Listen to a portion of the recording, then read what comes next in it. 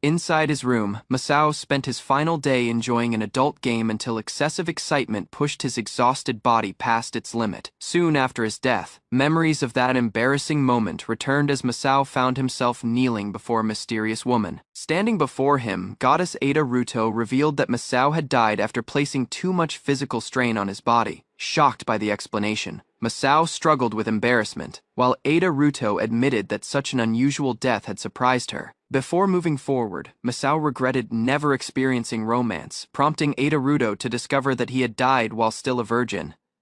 Desperate for another chance, Masao asked Ada Ruto for help, but the goddess teased him about his lack of romance. Seeing Masao sink into embarrassment, Ada Ruto changed her approach and announced that she would reincarnate his soul somewhere else.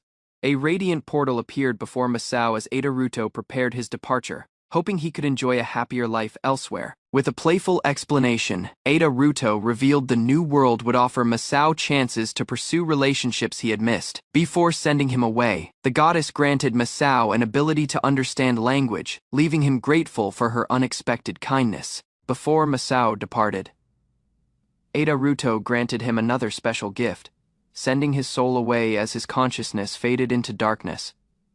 Surrounded by complete darkness, Masao felt freezing cold and discovered that his new body could no longer move as he expected. Rain poured over him while confusion grew, making Masao question why his promised reincarnation had placed him in such helpless circumstances. Unable to control his body, Masao could only cry beneath the heavy rain until a mysterious figure approached through the forest. Nearby villagers discovered an abandoned baby in the woods and wondered who could have left the helpless child there alone. Confusion filled Masao as he realized the truth.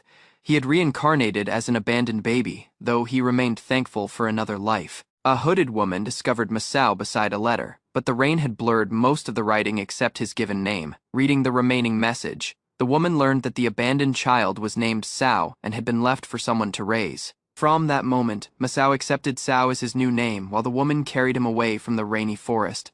Back in a warm shelter, Sao received his first meal from the woman and began experiencing life again through his infant body. Several days passed as Sao's eyesight developed, while the woman caring for him decided to become his mother and raise him. Once his vision cleared, Sao finally saw his new mother and became stunned by her beautiful appearance and enormous figure. Over the following months, his mother continued caring for Sao, feeding him whenever hunger interrupted his peaceful time in the crib.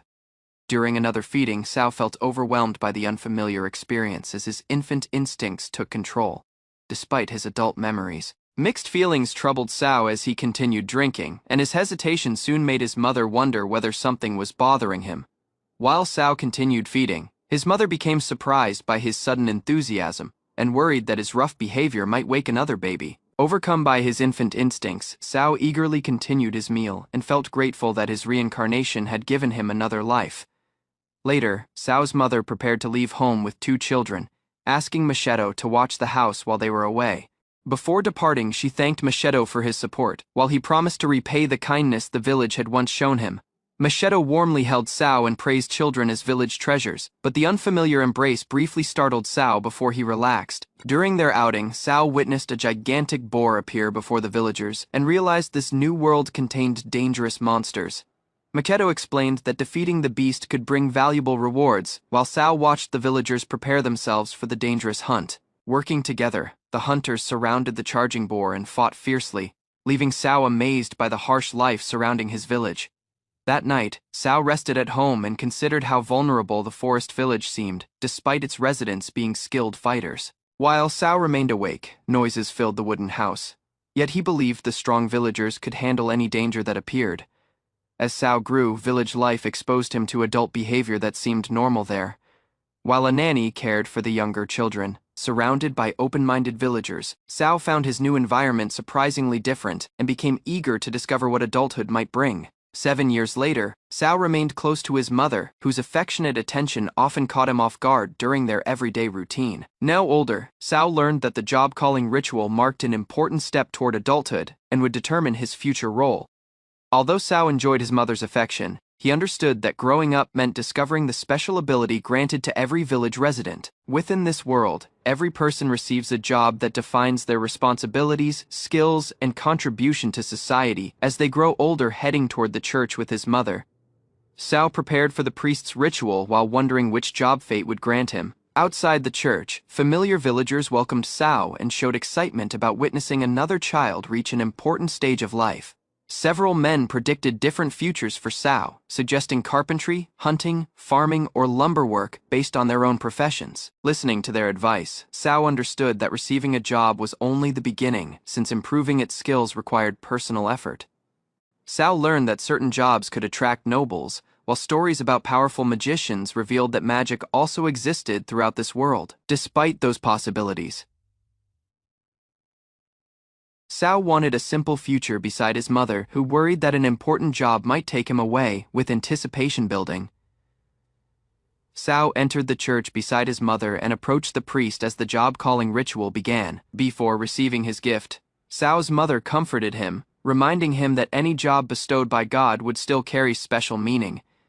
Kneeling before the priest, Sao awaited his fate until the divine report arrived and caused the priest to react with sudden surprise. The priest finally revealed Sao's divine occupation as Rod Master, leaving both Sao and the gathered villagers confused by the unfamiliar title. Hearing the name, Sao suspected his new job involved intimate matters and wondered how he could explain its purpose to everyone. Around him, the villagers exchanged puzzled looks, since none of them had ever encountered a profession called Rod Master before.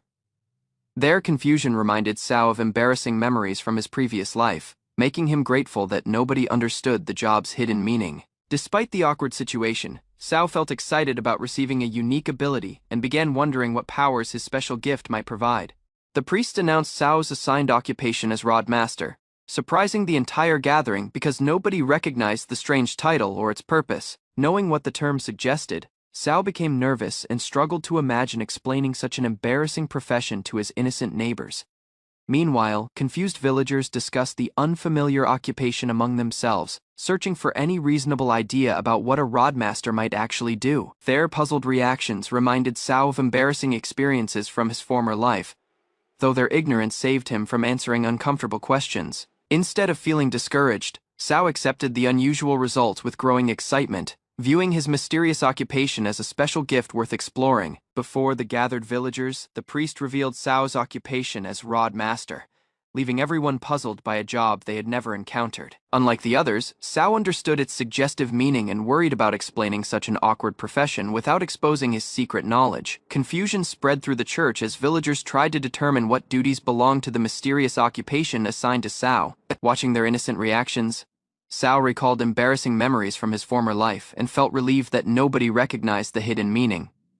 Even with its unusual nature, Sao welcomed his unique gift and became eager to discover what abilities the Rod Master occupation offered. Back home, Sao stayed close to his mother until Kalipa interrupted them, criticizing his childish behavior and demanding that he give her space. Kalipa continued teasing Sao about depending on their mother, unaware that he had already discovered her own secret nighttime habit. Proud of her future, Kalipa announced plans to serve a noble, while Sao worried that her confidence could cause trouble someday. Their argument grew when Kalipa requested a sword from their mother, showing Sao how strongly she wanted to follow a warrior's path. Refusing the sword, their mother suggested other choices, but stubborn Kalipa insisted that every proper knight needed suitable equipment. Sao noticed that other children received equipment suited to their jobs, but his mother insisted every profession required the proper tools. Still hoping for equipment of his own, Sao faced rejection because his mother believed he remained too young to handle anything dangerous. After Kalipa stormed away, Sao noticed his tired mother and offered to massage her shoulders as thanks for always caring for him. Accepting his offer, Sao's mother relaxed under his hands, while he found himself enjoying the chance to care for her. During the massage, she explained that job holders could develop great strength, making suitable equipment important once children became old enough. Sao learned why his mother feared weapons after discovering that skilled knights could cut through massive rocks and trees with ease. While massaging his mother, Sao considered the strange powers of this world and noticed that his touch was affecting her more than expected. A strange sensation formed within Sao's hand, leading him to discover God Hand, a special skill connected to his Rod Master occupation. Without needing special equipment, Sao continued using his new ability and became amazed by how much influence his hands could produce.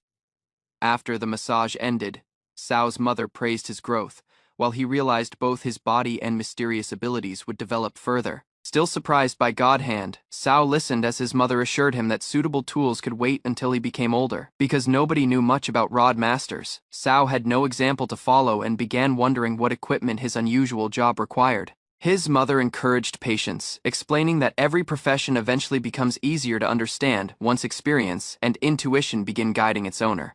Although Sao remained uncertain, he accepted her advice and decided to trust his instincts while learning more about his mysterious abilities. Thinking about possible equipment, Sao remembered adult items from his former world and wondered whether similar objects existed in his new home. Curious about his unusual occupation, Sao tested himself and discovered a strange physical response that seemed connected to his rodmaster abilities.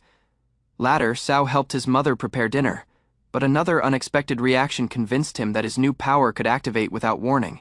Early the next morning, Callippa dragged Sao from bed and appointed him as her retainer before heading outside on another adventure. After her friends refused to join, Callippa forced Sao along instead, determined to prove herself worthy of becoming a skilled knight. While walking together, Callippa noticed the object Sao carried and wondered whether it was special equipment related to his mysterious occupation. Before leaving home, Sao grabbed a wooden pestle from the kitchen, while Callippa mocked his strange choice and led him toward the forest. Ignoring warnings about danger, Callippa marched deeper among the trees with a stick, determined to prove her courage as a future knight. Her adventure soon became a monster hunt, though Sao questioned whether Callippa could even catch the harmless wild rabbits living nearby. Following behind, Sao remembered Callippa's childhood confidence and decided to stay close despite finding her reckless behavior difficult to tolerate. When no monsters appeared, Callippa began shouting challenges into the forest, forcing Sao to worry that her noise might attract real danger. As they moved deeper into the forest, Sao noticed an unnatural silence with even rabbits and mice completely absent from the area. Sensing danger, Sao urged Callippa to return home, but she ignored him and continued challenging whatever creature might be hiding nearby. Her reckless shouting finally attracted a massive bear, leaving both children frozen as the furious beast emerged from the trees. Recognizing it as a dangerous devil bear, Sao remembered the villagers' warnings and instructed Callippa to retreat without making sudden movements. Fear overwhelmed Callippa, causing her to stumble as the bear charged forward, forcing Sao to grab her and escape the attack.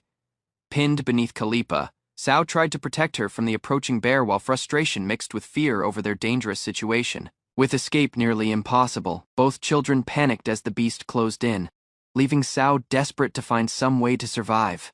Remembering his mother's encouragement, Sao gathered his courage and focused on protecting Callippa, hoping his unusual occupation could somehow help them. A sudden movement revealed the pestle hidden in Sao's pocket, giving him an unexpected idea while Callippa remained pressed against him. As the bear attacked, Sao's pestle transformed into a long, flexible weapon, sweeping outward and striking the beast before it reached them.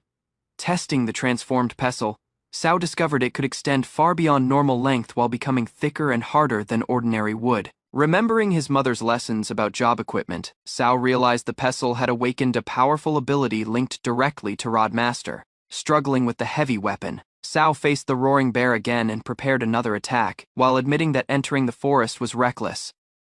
Refusing to die there, Sao gathered his remaining strength and struck the devil bear hard enough to drive it away.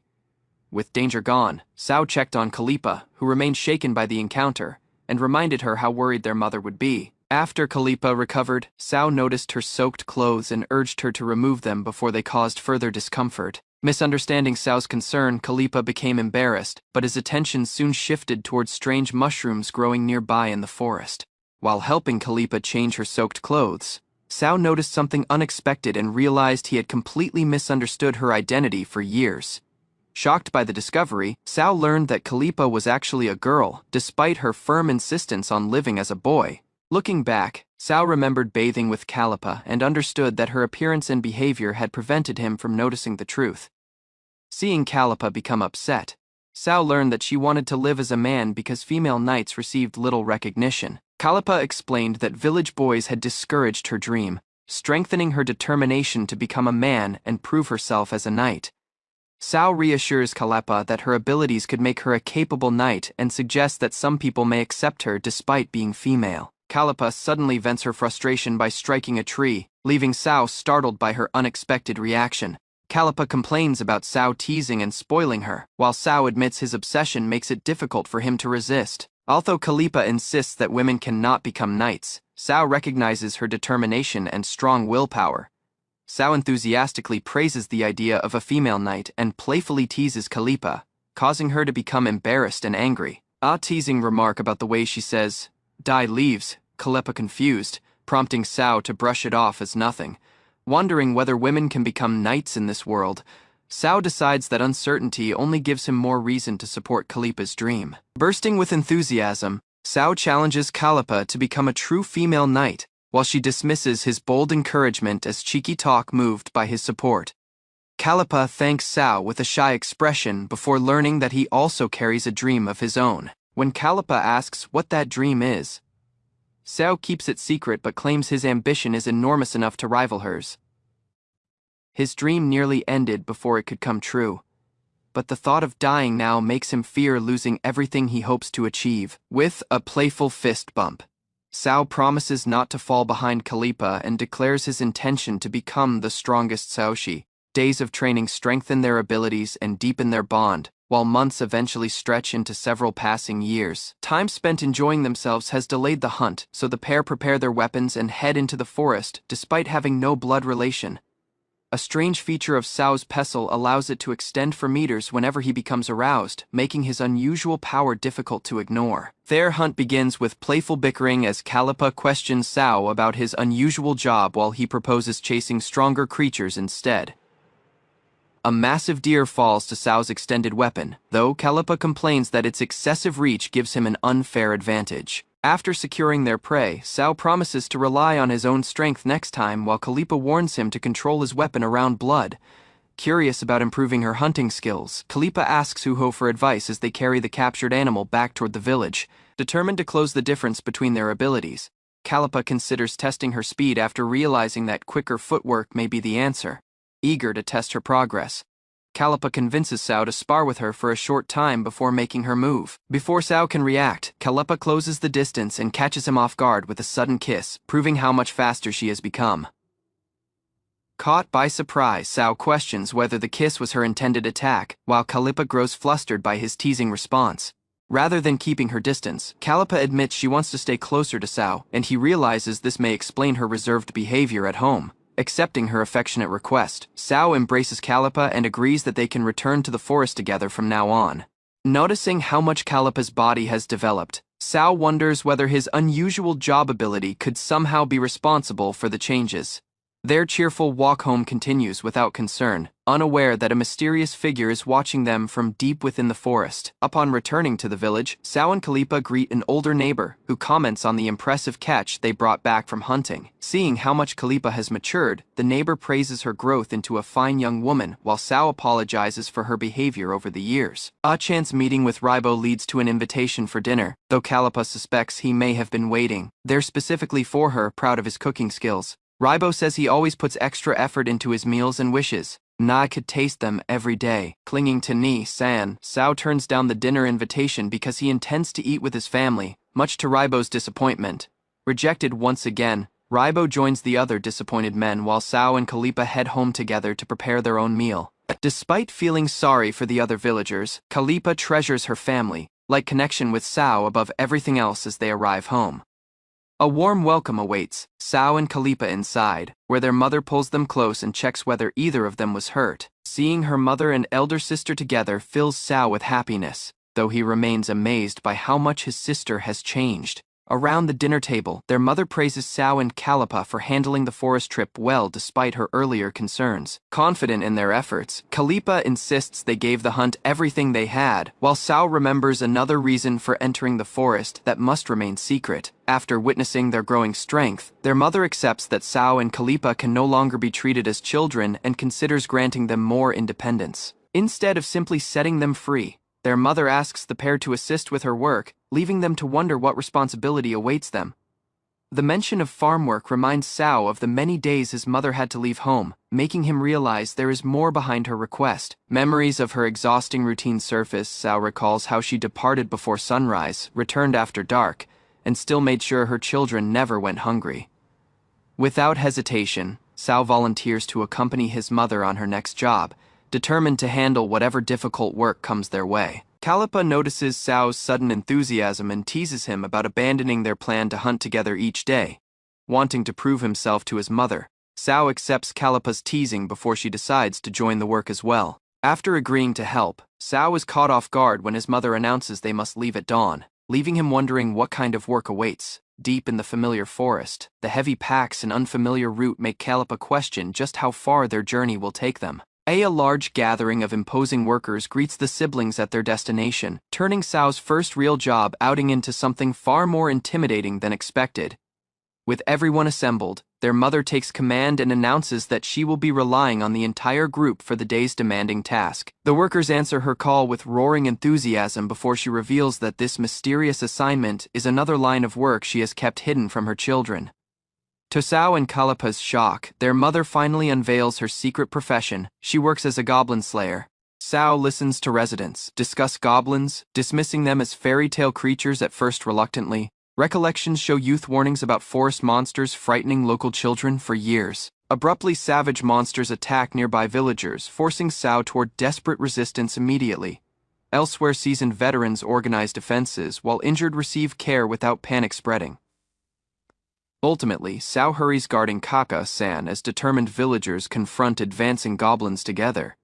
Sao fears until Kaka-san easily obstructs the goblins' attack, surprising every nearby villager. Everyone learns Ka-san's real profession as a powerful warrior instead of an ordinary farmer.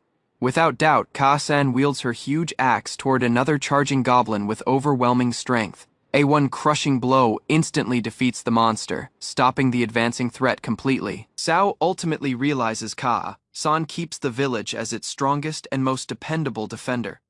Ka-san beats several monsters, defeating them effortlessly with swift movements and unmatched combat skill. Tagayasu starts describing Ka-san's fearsome reputation before stopping as she silently warns him.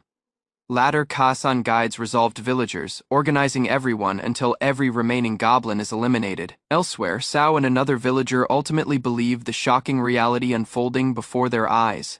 Afterward, Ka-san confesses concealing her warrior side, leaving Sao amazed by her unexpected battle prowess. Examining new tracks, Ka-san warns that growing goblin numbers threaten the village and nearby forest. Assuredly, she urges Sao and the people to confront the monsters and build valuable combat experience. Interested about her choice, Sao learns Ka-san kept the danger secret to avoid unnecessary panic. Motivated by her support, Sao agrees the challenge while Kaba-sen reminds him to remain careful. Resolved at last, Sao beats his initial goblin, replacing fear with confidence through real combat experience. Enclosed by rushing monsters, Sao panics as danger closes in from every direction without warning. Before harm hits, Ka-san quickly eliminates the attacking monsters and reminds Sao to keep fighting calmly. Motivated by her bravery, Nei-san rushes forward and defeats a goblin, proving her growing determination. Afterward, Kata-san commends Sao's strange skill, recognizing his remarkable ability despite his modest attitude. Elsewhere, Nei-san almost discloses Sao's hidden talents before stopping herself and protecting his important secret. Ashamed, Sao conceals the reality about his unusual awakened skill, while Ka-san gently comforts his worries. Elsewhere, Calipa vows to defend Sao's secret as Ka-san reminds everyone to stay focused on training. Silently thinking, Sao learns Kaiga-san has become both his greatest supporter and strongest source of admiration. Interest shortly supplants tension when Sao discovers his strange ability behaves differently after the recent battle. Suddenly, Ka-san studies the small object with innocent interest. Shame rises as Sao's strange condition suddenly returns, leaving everyone around him completely bewildered. Disregarding the clumsy scene, Calipa rushes ahead alone, forcing Sao to chase after her immediately. While looking desperately, Sao reflects on his thoughts before finally locating Calipa deep inside the forest. Tired under a trunk, Calipa is discovered wounded after reckless fighting against the goblins by herself. Recognizing the danger, Sao says sorry and prepares to treat her injuries before the situation becomes even worse. Worried by Nei-san's declining state, Sao realizes the goblin's poison is rapidly taking effect. Panic beats Sao as he selects an unusual method to save Nei-san before it becomes too late. Alarm rises throughout the forest when Nei-san suddenly regains consciousness and reacts to Sao's desperate actions. Shame rapidly obeys as nearby voices scold Sao for acting recklessly despite his good intentions. Ultimately, Nei-san realizes Sao triggered one of his unique skills. After healing Calipa's injury, Sao laments injuring her and blames himself for being too careless. Thinking on the event, Sao learns his unusual healing ability awakened from his unique collection of skills. Needing that particular energy, Sao successfully relieves Calipa's condition and prevents her injuries from worsening further. Thankful for the healing, Calipa says sorry for worrying everyone, while the pain gradually begins fading away. Abruptly, new monsters appear nearby, forcing Sao to carry Calipa away before another dangerous battle begins. Angry after viewing Calipa wounded, Sao cuts through attacking goblins while refusing to forgive the monsters. Without stopping down, Sao beats another goblin, guarding Calipa, as the enemies continue surrounding them. Despite her difficult state, Calipa has trouble to help, but Sao checks her injuries and keeps her safe. Assuredly, Sao assures Calipa that he will use every threat while carrying her through the battlefield. Enclosed by many monsters, Sao advances fearlessly, shielding Calipa as they fight toward a safer path. Sao focuses on his distinct skill while defeating goblins, protecting Calipa throughout the fierce battle. Recognizing its power, Sao releases a powerful technique that overwhelms numerous goblins attacking from every direction. Calipa urges Sao, despite the grueling fight, immense power erupts across the battlefield, wiping out surrounding goblins and turning the desperate fight completely around. After the assault finishes, living enemies scatter, while Sao and Calipa recognize their teamwork secured a hard-earned victory. Tired after beating the monsters, Sao and Calipa celebrate their victory while abruptly, Kazan finds the two together, leaving Sao and Calipa frozen in complete embarrassment. Sadly, Kazan sees the clumsy situation firsthand, shocking everyone and bringing the moment to an abrupt end. Kazan hugs the younger male before another companion unexpectedly discovers their awkward situation outside.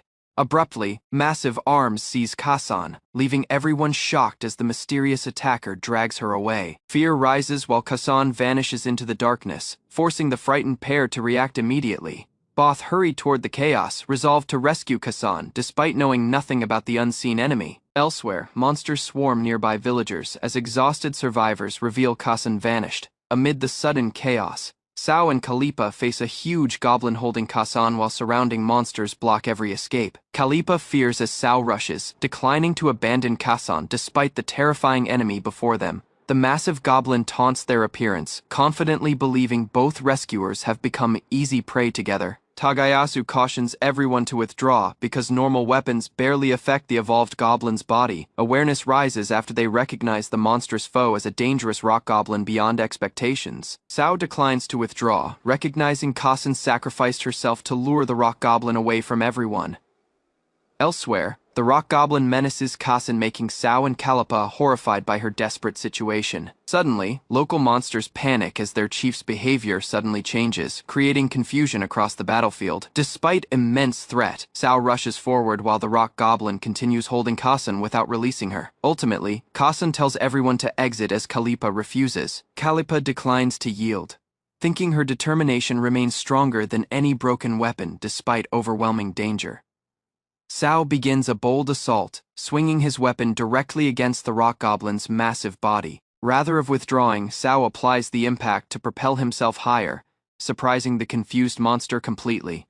Shortly afterward, Sao delivers a powerful strike against the rock goblin's eye, finally injuring the giant. Kazan looks in alarm as Sao extends her position, continuing the desperate rescue despite the monster's resistance. Sao securely saves Kazan, amazing the villagers with his unexpected arrival after striking the rock goblin. Elsewhere, Sao taunts the tired defenders, reminding them the rock goblin already lost one eye during battle. Calipa rallies everyone, telling the residents to protect their families instead of surrendering to fear. Her resolved words renews morale, encouraging every defender to continue fighting even if their weapons break. Abruptly, another mighty beast appears, threatening to slaughter the men, and Sao declines to leave Kazan and rushes toward the rock goblin, despite everyone's desperate warnings to retreat. Resolve grows within Sao, as he chooses protecting Kazan matters more than risking his own life. The rock goblin brags about its solidified form. Rather of fearing, Sao barely avoids a deadly strike while the others anxiously watch the fierce battle. Kazan begs for care, yet Sao claims surviving together matters more than simply teaching everyone how to fight. Sao opposes withdraw, preferring to protect Kazan despite every warning around today. Kazan learns Sao obeys his heart, rushing the rock goblin without hesitation. Furious, the rock goblin wields its huge club towards Sao relentlessly. Rather, Sao obstructs the heavy blow, refusing surrender despite exhaustion growing.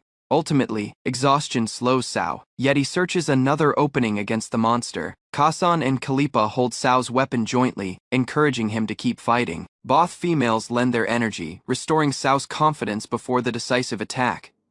Grinning thankfully, Sao slams the reinforced club straight into the monster's face. Fractures grew throughout the rock goblin's hardened body as it staggers backward. Everyone sees the monster's alarm while Sao finally gains the upper hand. Sao hits repeatedly, driving the rock goblin into visible pain despite its hardened body. The massive beast reels backward as Sao's overwhelming strength surprises every nearby witness. Without stopping down, Sao anticipates the collapse and prepares another devastating counterattack immediately. Another heavy strike delivers, leaving the rock goblin unable to recover its balance. Ultimately, Sao releases a final strike, driving the weakened monster toward complete defeat. Sao releases his greatest assault, crushing the rock goblin with overwhelming force before every stunned witness. The beaten huge falls heavily, leaving the remaining goblins frozen in complete disbelief and fear. Later, residents mark Sao's victory, while Kasan proudly watches the exhausted young hero smiling peacefully. Ultimately, Sao falls from fatigue as everyone realizes the fierce battle has truly ended. Kasan sees Sao softly, glad he survived the desperate fight despite pushing himself beyond his limits. Sao recovers awareness after the fight, finding worried companions gathered beside his injured body. Kalipa says everyone resurfaced house safely while Sao remains badly injured and needs complete rest. Glad, Kalipa says sorry for concerning Sao, admitting his reckless courage protected everyone during the battle. Afterward, Kalipa bashfully offers helping Sao recover, leaving him completely surprised by her unexpected proposal. Sao recalls his particular skill, realizing recovery requires accepting Kalipa's sincere determination to help him. Pausing momentarily, Sao agrees Kalipa's sincere offer, trusting her to help with his recovery. Before something proceeds, Kasan suddenly enters the room, leaving both of them completely stunned. Shame rapidly rises as Sao realizes Kasan has witnessed the awkward situation beside his bed. Anxiously, Kalipa confesses Kasan heard everything while discussing the unusual recovery method with her. Elsewhere, Kasan quietly agrees Sao's special ability, easing the misunderstanding despite everyone's lingering embarrassment.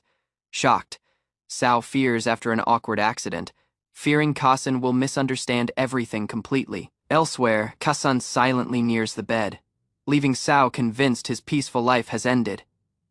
Rather of turning mad, Kasan sits beside Sao, surprising everyone with her gentle reaction. Recalling youth shortly, Kasan reassures Sao that her affection for him remains completely unchanged. He agrees, Kasan's sincere thoughts, ending the misunderstanding with quiet relief and gratitude. Ease floods Sao after Kasan agrees his feelings, easing the worries burdening his heart. Sadly, immense eagerness reopens Sao's wounds, forcing Kalipa and Kasan to react immediately. Elsewhere, Kalipa applies her restorative ability, helping Sao recover while reminding him to stay calm. Observing closely, Kasan urges deeper honesty as Sao gradually regains his strength and composure. Sao heals sufficiently to grin, leaving both women amused by his lingering embarrassment. An older aristocrat hears talented youths defeated dangerous goblins, becoming curious about their remarkable abilities and identities. While reviewing the surprising win over legendary monsters, he recommends Sutafu accompany and meet the young heroes. Pleased by the idea, Sutafu gladly accepts, eager to personally meet the remarkable goblin slayers soon.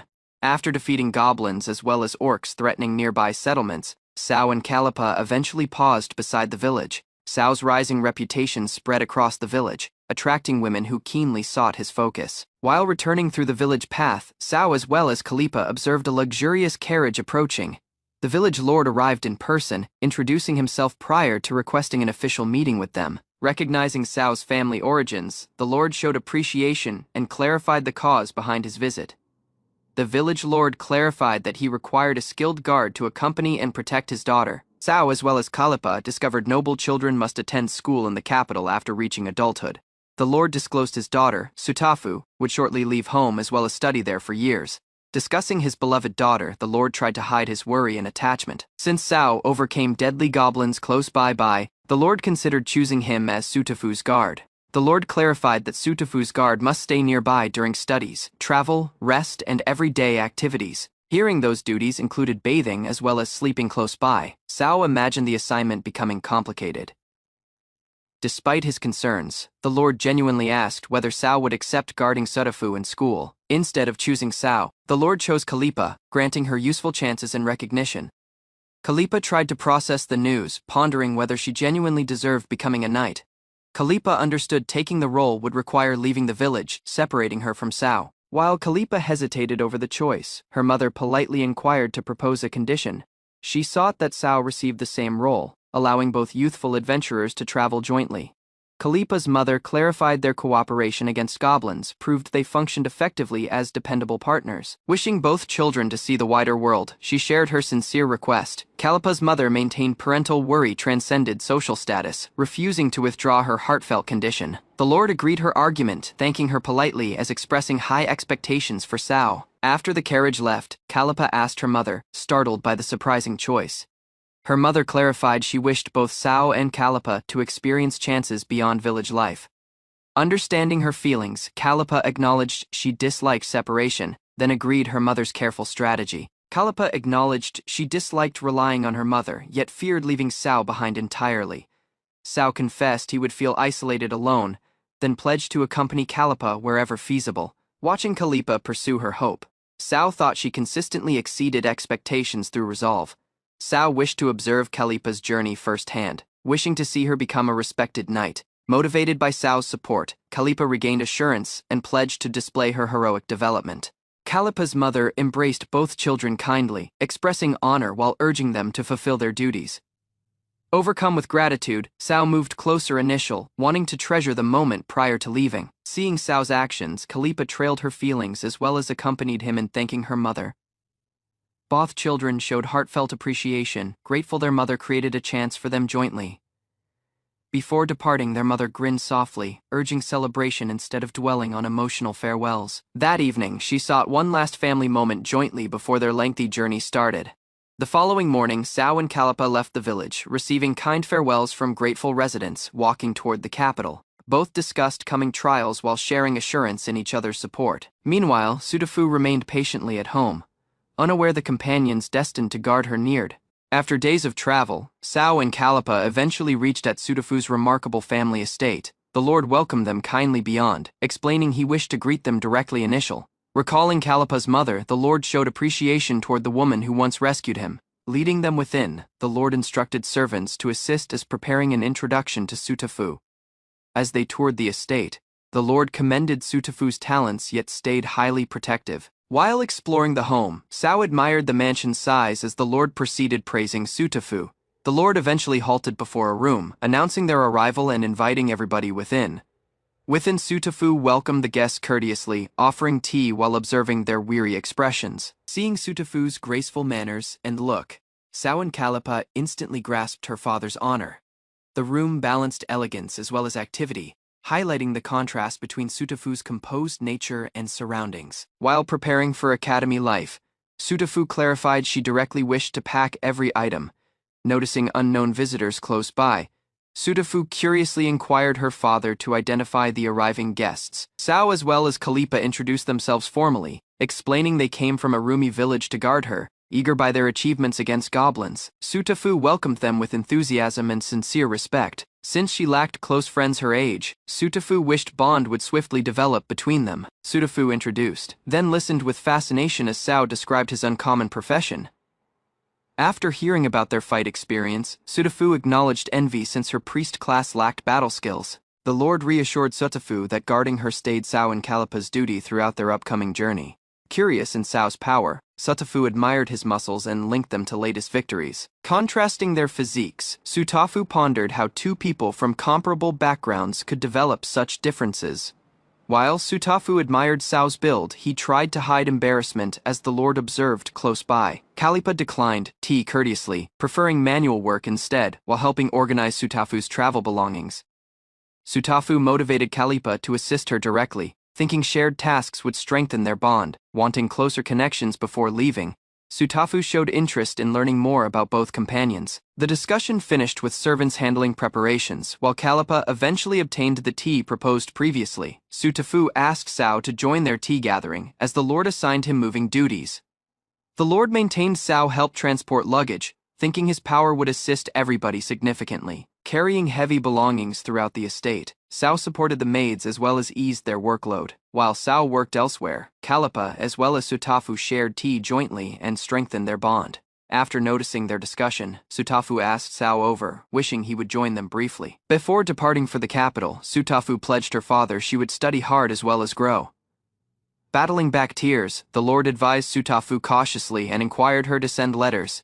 As the carriage left, the lord proceeded sharing concerns regarding safety, health, and daily habits. As the carriage journey started, Sutafu discussed her studies as introducing future goals and duties. Sutafu showed faith in Sao and Calipa, thinking both companions would protect and support her. After some uncertainty, Sutafu acknowledged there was a subject she wished to understand. Assuming she meant common understanding, Sao as well as Calipa agreed to answer whatever questions she had. To their total surprise, Sutafu sought guidance about intimate bonds, leaving both speechless.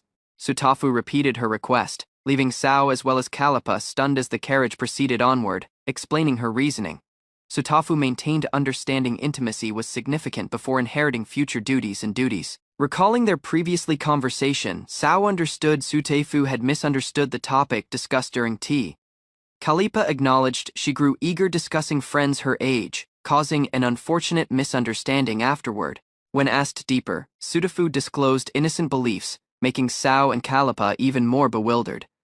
Learning the reality, Sutafu understood her father had concealed essential understanding, leaving her disappointed and confused. Ignoring Sao's embarrassment, Sutafu repeated her request, as close guards stayed within hearing distance.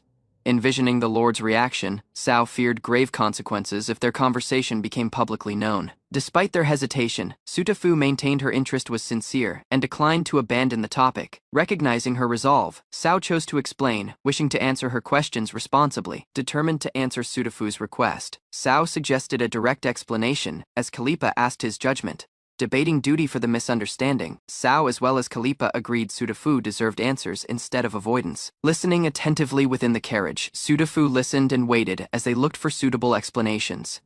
Their uneasy demonstration failed, leaving Sutafu unconvinced as well as yet seeking clearer understanding. Rather of answering her interest, the discussion sparked even more questions from Sutafu. Sao remembered the elder's severe warning, understanding that rash behavior could bring severe punishment and consequences. The youthful girl neared Sao with growing interest, while her uncommon gaze revealed keen interest. Certain her interest would continue increasing, Sao accepted teaching her, though he imposed one condition. Sao commenced the lesson as well as cautioned that any noise or distraction would stop everything. Employing Endi's unique skill, Sao reinforced the rule, ensuring she stayed focused during study. The girl pledged Sao she would follow every rule cautiously, then the uncommon lesson eventually started. Unable to remain quiet throughout the lesson, she reacted noisily, forcing Sao to end it. Accepting the pledged consequence, she presented herself prior to Sao, showing readiness to face punishment. Noticing her grave expression, Sao hesitated as she sought punishment instead of forgiveness. The girl clarified an aged study approach, leaving Sao startled by her surprising determination. Sao recalled his duty as her guard, yet administered the pledged punishment despite personal hesitation. Another girl observed Sao's reaction afterward, teasing him as observing his obvious discomfort as well as confusion. After accepting duty for the punishment, Sao got ready to continue the lesson despite embarrassment. As the lesson advanced, Sao tried to stay focused as approaching the objective he established. Determined to complete the trial, Sao employed his unique skill and tested her determination. After completing the trial jointly, the girl thanked Sao and disclosed feelings that startled him. Sao declined to end the lesson there, choosing instead to continue teaching duty as well as consequences. An abrupt shout from beyond interrupted the moment, forcing both of them to regain composure. Determined to avoid deeper complications, Sao attempted ending the circumstances swiftly before attracting unwanted focus. When asked, the youthful noble apologized for causing worry and sought lodging alongside Sao and Calipa. The youthful aristocratic maintained she trusted her guards, yet preferred staying in the same room. Sao accepted her request, unaware that his lessons had stirred stronger feelings within her. That night at the inn, the noble clung to Sao, thinking deeper fondness would strengthen their connection. While resting jointly, the noble admired Sao's build, comparing his power to heroes from stories. Curious in his dedication, she inquired why Sao proceeded practice so intensely despite hardships. Sao clarified that his power once protected himself, yet now protected the woman he cherished. Inspired by his words, the noble stated her support, as another companion reacted with annoyance. During a relaxed gathering, the noble commended Sao's efforts as well as defended him despite his uncommon reputation. The aristocratic considered on her feelings, worrying she had selfishly taken Sao's focus from others. Sao appreciated both girls strongly, while the noble suggested an uncommon bond that startled everyone. The following morning, Sao considered on recent incidents as their travels reached the capital. The two girls greeted Sao kindly, as anticipation grew for the noble's significant ceremony. Preparing for the ceremony, Sao wore his academy uniform again, as well as remembered memories from previously years. Kalipa and the youthful noble appeared in matching uniforms, leaving Sao amazed by their look. While discussing their tasks, the noble reminded everybody that protecting Ojusama stayed their priority. The noble showed appreciation for their companionship, yet anxious something deadly might happen shortly. Sao as well as Kalipa reassured her, promising to protect their loved ones through any trial. The youthful noble stated her aspirations, wishing to become a worthy lord alongside Sao and Kalipa. Touched by her resolve, Sao and Kalipa agreed her expectations as promising support for peace. Before entering the academy, the noble wished for Sao as well as Kalipa to enjoy student life. The academy's opening ceremony started, welcoming fresh students and emphasizing duty, pride, and proper conduct. After the lengthy ceremony finished, Sao observed fellow students as well as their attendants throughout the hall. As orientation started, an enigmatic instructor neared the group, warning that academy life required discipline. The instructor introduced herself as Whip, as Sao tried to hide his surprise and interest. Sao's reckless response earned immediate punishment, demonstrating the stern standards expected within the Royal Academy. After receiving another warning, Sao swiftly recognized his mistake and agreed the instructor's authority. Without delaying deeper, Whip announced a battle evaluation, intending to measure every student's skills. At the Royal Academy, a stern instructor announced a battle evaluation where students would test skills. The instructor clarified the event trailed academy tradition as well as served as a friendly match among participants. Many students looked startled following learning attendance, stayed optional, and individual choices determined participation. Noticing limited arena space, the instructor asked Sao and proposed his uncommon profession-suited battle. After introducing himself, Sao accepted the trial, causing the instructor to direct him forward. An enigmatic student neared Sao, expressing curiosity in his profession and requesting a demonstration. After introducing herself, Bloom employed flame sorcery, leaving Sao startled by her look. Bloom disclosed her noble origins and mystic specialty, showcasing lovely fire shaped like blooming roses. Many students admired the spectacle, as others reacted together with surprise following learning Bloom was female. When another participant interrupted, Bloom stayed composed and commended the swordswoman's remarkable technique initial. Bloom complimented Kalipa's scarce profession, then courteously sought introductions while inspecting the assembled companions. After hearing their backgrounds, Bloom identified the priest and Sao's uncommon profession, showing obvious curiosity. The priest moved forward, asking Bloom not to hurt her companions throughout any match. Bloom clarified gifted nobles assembled there to display skills and recruit promising individuals into factions. Rejecting that perspective, the priest defended her companions as well as declined to treat friends as tools. Bloom laughed at the group's devotion, viewing their bond as nafe compared with noble aspirations. Before leaving, Bloom announced the upcoming match as well as hinted that one attendant seemed eager for fight. After Bloom left, Kalipa stated her plan to fight, angered by the noble girl's attitude.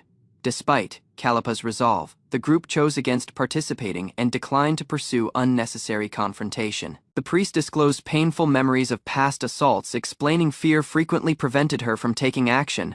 The priest commended her companions, admitting their bravery inspired her whenever fear threatened her determination. Hearing her confession, Sao as well as Kalipa encouraged her, reminding her everybody commenced weak once. Inspired by their support, the priest pledged progress and resolved to contribute more forward. When the academy matches started, onlookers filled the arena, while multiple participants behaved foolishly from eagerness.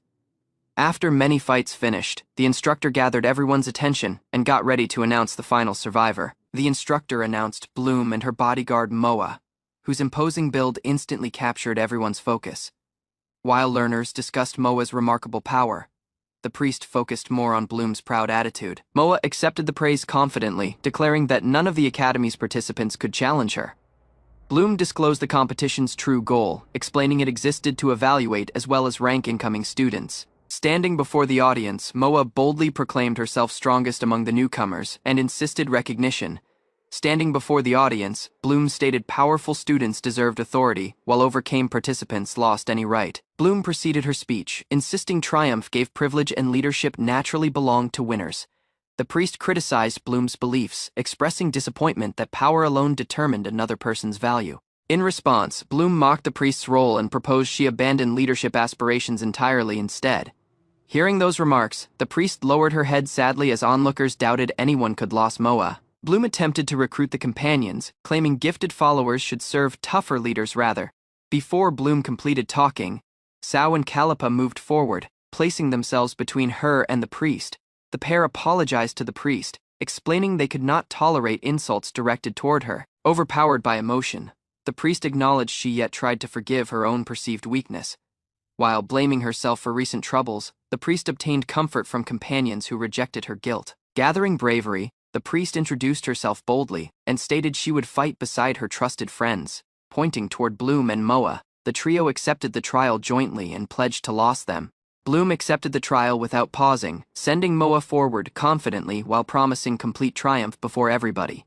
Standing beside Sao as well as Callippa, Oju-sama inquired which trusted companion would represent her in fight. Sao moved forward initial, declaring he would fight and protect Oju-sama's pride from insults. Though Callippa wished the chance herself, she agreed Sao's choice and entrusted the match to him. Oju-sama thanked Sao from her heart, explaining the fight concerned her future as well as personal honor. Before entering the arena, Oju-sama wished Sao good luck, as he inquired her to watch carefully. The competitors eventually faced each other, as Sao and Clay Moa introduced themselves prior to fight. Seeking one final advantage, Sao asked Moa about his skills and invited her reconsideration. Moa misunderstood Sao's explanation entirely, as Oju-sama listened from behind his role. Confident in triumph, Sao reassured Oju-sama once more prior to Teacher Whip officially commenced the match. Without pausing, Moa released a devastating sword technique, wishing to overwhelm Sao before the fight settled. Stepping through the fading impact, Sao stayed unharmed as well as reaffirmed his promise to Oju-sama. Observing his resilience with curiosity, Bloom encouraged Moa to reveal the power behind her reputation. A fierce exchange trailed as Moa sent relentless assaults, testing Sao's defense from every angle. Rather than rushing forward, Sao studied his opponent cautiously as well as looked for a decisive opening. Caught off guard by Sao's uncommon tactics, Moa tried to maintain balance while her assaults lost momentum. Annoyance replaced assurance as Moa abandoned caution. Preparing a distant, more deadly assault. Launching high into the air, she assembled tremendous force as well as aimed a decisive blow at Sao. Rather of panicking, Sao observed an opening, creating Moa's fierce charge to lose composure.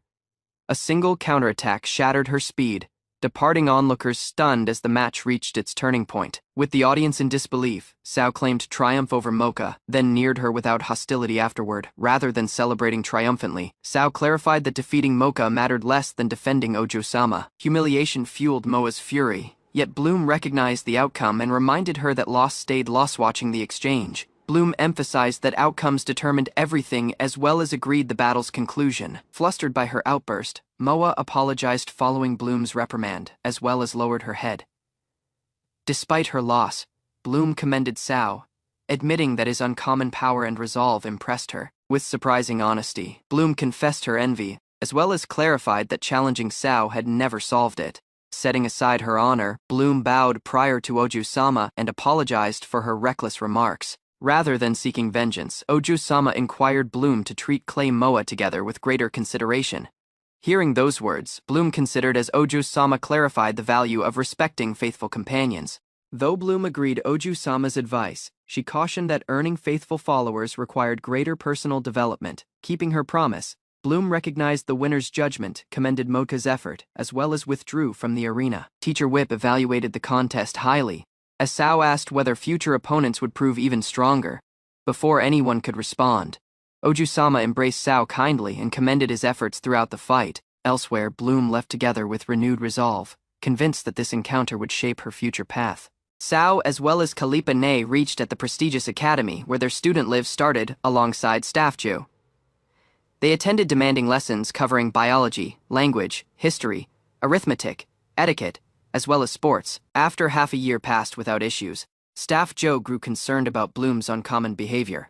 Bloom neared Staff Joe, joining classes, study sessions, meals, as well as discussions whenever chances appeared. Unable to endure Bloom's persistent focus each day, Staff Joe eventually grew drained and wished relief. After hearing Staff Joe's complaints, Sao proposed Bloom wished bond, though her behavior appeared excessive. Kalipane asked Bloom's motives, pondering whether she pursued revenge or secretly investigated Staff Joe. As Staff Joe described enduring Bloom's attention for months. Sao decided she should handle matters herself. Hearing Sao refuse deeper involvement, Staff Joe reacted together with shock, convinced Oju-sama had lost cause.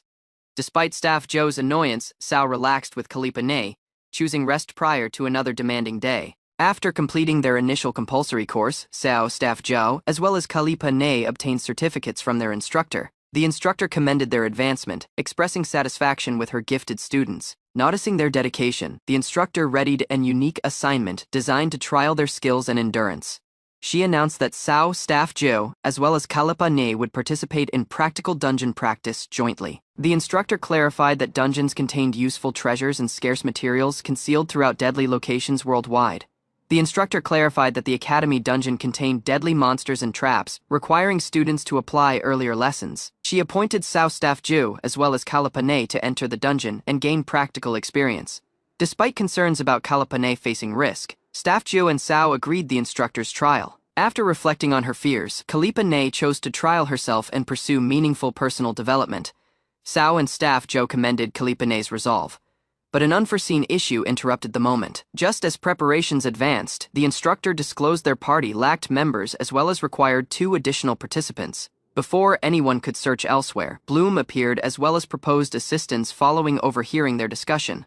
Bloom confidently volunteered herself as well as Noah, completing the required 5-member party for dungeon practice. While Bloom clarified their qualifications, Kalipane proposed abandoning the expedition, surprising everybody present. Terrified of monsters and Bloom's presence, Kalipane clung to Sao as struggling together with unease. Bloom claimed joining the trial was simply coincidence, though her timing made the explanation seem questionable. When Staff Joe inquired regarding her partner's approval, Bloom disclosed that Noah would accompany her. Bloom described Noah as an obedient attendant, yet Kalipane rejected such treatment. As the others hesitated, Sao sensed their circumstances worsening as well as doubted fortune favored the group. Bloom argued the expedition proposed useful experience, urging everybody to participate rather than postpone advancement. Bloom's argument convinced the group as Kalipane tried with fear and awaited Staff Joe's choice. Gathering her bravery, Kalipane stated she would join the trial and stop letting fear control her. The instructor agreed their enthusiasm and finished the application, though she noted one remaining issue. She disclosed that Noah had not finished her required subject, preventing authorization for the dungeon trial. Bloom stated Noah would pass her examination shortly, allowing the entire party to proceed jointly. After Noah passed her examination, the party finalized preparations.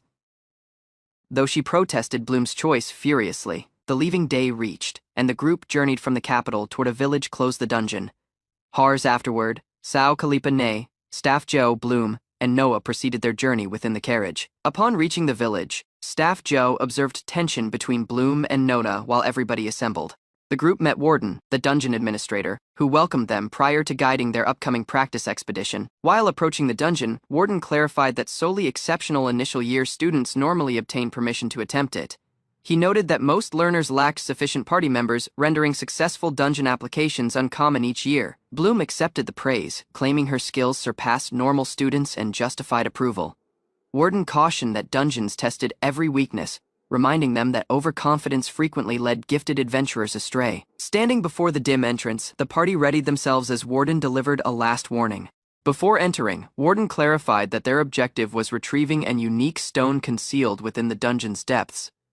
Warden cautioned the party not to underestimate the trial, though Bloom stayed confident in her skills. Determined to prove herself exceptional, Bloom stated she would conquer the dungeon despite her initial year standing. With preparations complete, Sao motivated Kalipane, as well as the group stepped into the dungeon. Exploring the vast corridors, the party admired the structure as Sao observed something uncommon. Shortly after entering, the party encountered slimes, but Bloom eliminated the monsters with mighty sorcery. Bloom proceeded defeating every slime alone, leaving Staff Joe annoyed as the others barely participated. While the group advanced deeper, Sao collected slime samples, recalling lessons as well as pursuing a personal curiosity. Staff Joe observed Sao's uncommon enthusiasm, realizing his priorities differed from normal adventurers during expeditions. Noah confronted Sao about his carefree attitude, expressing annoyance as the party proceeded exploring the dungeon. As they advanced, Noah criticized her own advancement, while Sao observed her resolve despite repeated self-doubt. Noah clarified that Bloom would use any chance to recruit gifted people into her growing circle. Determined to remain faithful, Noah stated that she would never abandon Bloom's side. Bloom disclosed that Noah, now called Clay Moa, had been a relied childhood companion for many years. Recalling a previously promise, Bloom entrusted Clay Moa with guarding her during coming trials. While exploring deeper passages, Bloom challenged Clay Moa, seeking confirmation of her devotion as well as determination. Bloom invited Clay Moa to support her aspirations, yet Clay Moa declined to abandon her principles. After listening, Sao reminded Clay Moa that her devotion to Bloom remained stronger than rivalry. Flustered by Sao's observation, Clay Moa acknowledged her feelings, then renewed her resolve to improve herself. Their discussion finished when the party found an enormous locked door stopping deeper progress through the dungeon. Bloom cautioned that forcing the door could trigger concealed traps, so the party looked for safer approaches. After discussing their specialties, the group understood none had the skills required to unlock it. Inspecting the keyhole carefully, Sao suggested employing his polemaster skills in an unconventional manner. To everyone's surprise, Sao manipulated the locking mechanism, causing the enormous door to open. Amazed by the outcome, Bloom commended Sao, recognizing that his uncommon skills offered practical advantages. Bloom talked about inheriting her family's position, insisting that skilled allies would be needed for future duties. Sao dismissed Bloom's recruitment attempts as Clay Moa stayed determined to prove her power. As monsters appeared again, Clay Moa charged forward alone, refusing assistance as well as pushing herself beyond limits. Staff Zhao Tu recognized Clay Moa's talent, but pointed out weaknesses that yet hindered her battle performance. Hearing the criticism, Bloom asked Clay Moa's suitability, challenging her determination and commitment to progress. After another rash clash, Clay Moa pursued Sao's help, hiding her embarrassment behind stubborn resolve. Reaching the dungeon's deepest chamber, the party found the target stone resting upon a pedestal. The instant Bloom touched the stone, a gigantic minotaur emerged, shaking the chamber together with its arrival. Recalling the instructor's warnings, Sao understood. The dungeon concealed a last trial guarding the objective. Rather than retreating, Bloom welcomed the chance and confidently stated that she would lost the monster. Ignoring everyone's concerns, Bloom moved forward alone and bravely claimed the right to loss the minotaur. The minotaur charged, forcing the party to scatter as Bloom readied herself for battle. Determined to prove her power, Bloom rejected assistance and instructed everybody else to remain onlookers. Sao, as well as the others, reluctantly stepped back, deciding to observe as Bloom handled the fight herself. Confident in her sorcery, Bloom released a mighty flamestorm spell and hit the advancing minotaur. Bloom thought triumph was certain and readied another spell, previously imagining celebrations after defeating the minotaur. The minotaur endured the assault as well as charged forward, forcing Bloom to abandon her spellcasting attempt. Before the monster could blow Bloom, Clay Moa intervened, as well as protected her from the assault. Sao saved the wounded Clay Moa, as Bloom blamed herself for failing to react sooner. Determined to pride Clay Moa's devotion, Sao declined retreat and got ready to confront the minotaur himself. Ignoring Bloom's protests, Staff Ju and Sao coordinated assaults jointly, creating an uncommon technique against the minotaur. Their combined assault hit, surprising the entire party as well as forcing the minotaur onto the defensive. Watching Clay Moke suffer wounds for her sake, Bloom asked her own worth, as well as leadership. Desperate to assist, Bloom begged Staff Joe to save Clay Moa as Noah concentrated on treatment. As Clay Moa obtained concern, Bloom eventually acknowledged how strongly she valued their long-standing bond. While treating Clay Moa's wounds, Staff Ju lost patience as well as silenced Bloom's constant complaints instantly. After inspecting Clay Moa, Noah finished the wounds were minor despite the exhausting fight. When Clay Moa regained consciousness, Sao clarified that Staff Joe restored her since everybody was anxious. Staff Joe acknowledged her harsh treatment during restoring, leaving Clay Moa puzzled by the explanation. Grateful for the assistance, Clay Moa thanked Staff Joe genuinely and recognized her efforts during fight. After recovering from her wounds, Clay Moa thanked the party genuinely and recognized everyone's support during fight. Wanting to repay the favor, Clay Moa proposed assistance, leaving Sao startled by her surprising sincerity. Misunderstanding the circumstances, Sao focused on Clay Moa's build, creating an uneasy moment between them. Clay Moa grew flustered and asked Sao's actions while he tried to explain himself. As confusion spread through the group, Staff Joe as well as Noah observed the ridiculous exchange unfold. Clay Moa reacted strangely to Sao's touch as he sensed his pole master skill influencing her. As everybody asked the circumstances, Sao clarified that his class possessed uncommon effects beyond combat. Clay Moa compared the skill to unique traits from other professions, trying to grasp Sao's explanation, flustered and annoyed. Clay Moa hit Sao, ending the uncomfortable discussion before it proceeded deeper. Refusing to let the matter rest, Clay Moa challenged Sao again, determined to defeat him. Moa challenged Sao after losing their earlier match. Determined to restore her honor, she suggested competing in his specialty instead. Sao was startled by Moa's bold suggestion. She stated an endurance contest where the initial person to give up would lose. When Sao inquired about her experience, Moa acknowledged she had none. Yet, she valued her honor above chastity and declined to back down. Respecting her resolve, Sao accepted the trial. His assurance and grave attitude shook Moa, but she remained committed. Facing Sao, Moa maintained she would prove her worth, fueled by stubborn honor. She readied herself for the uncommon fight. The contest started. Moa attacked with overwhelming resolve, refusing to yield despite Sao's composed control and assurance. Moa endured the pressure and stubbornly drove forward. She clenched her determination, determined not to lose the trial. The onlookers grew concerned as Moa increased her efforts. Unexpectedly, Sao appeared entirely unaffected by her strategy. A sudden surge of exhaustion hit Moa.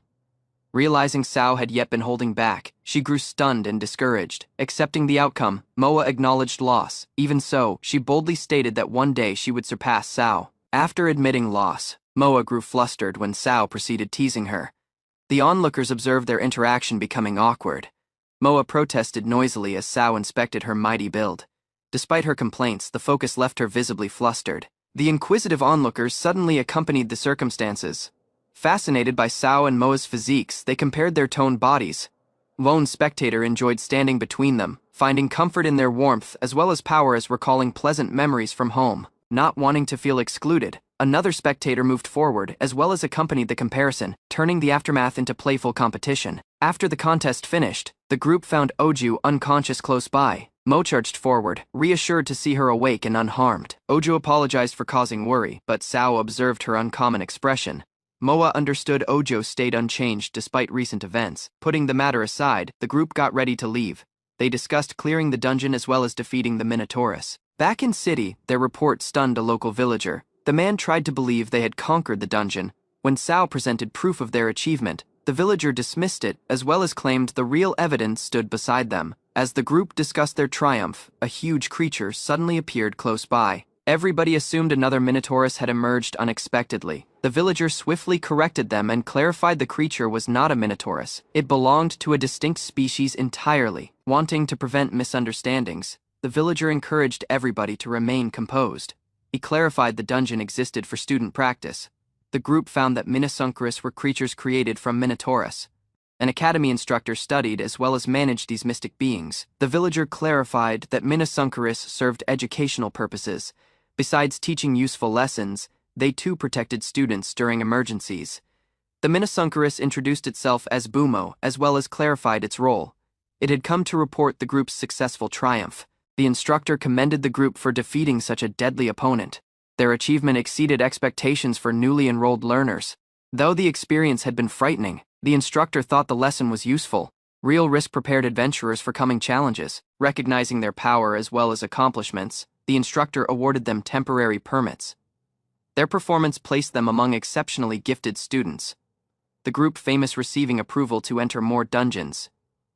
Eager for future adventures, they looked forward to gaining experience.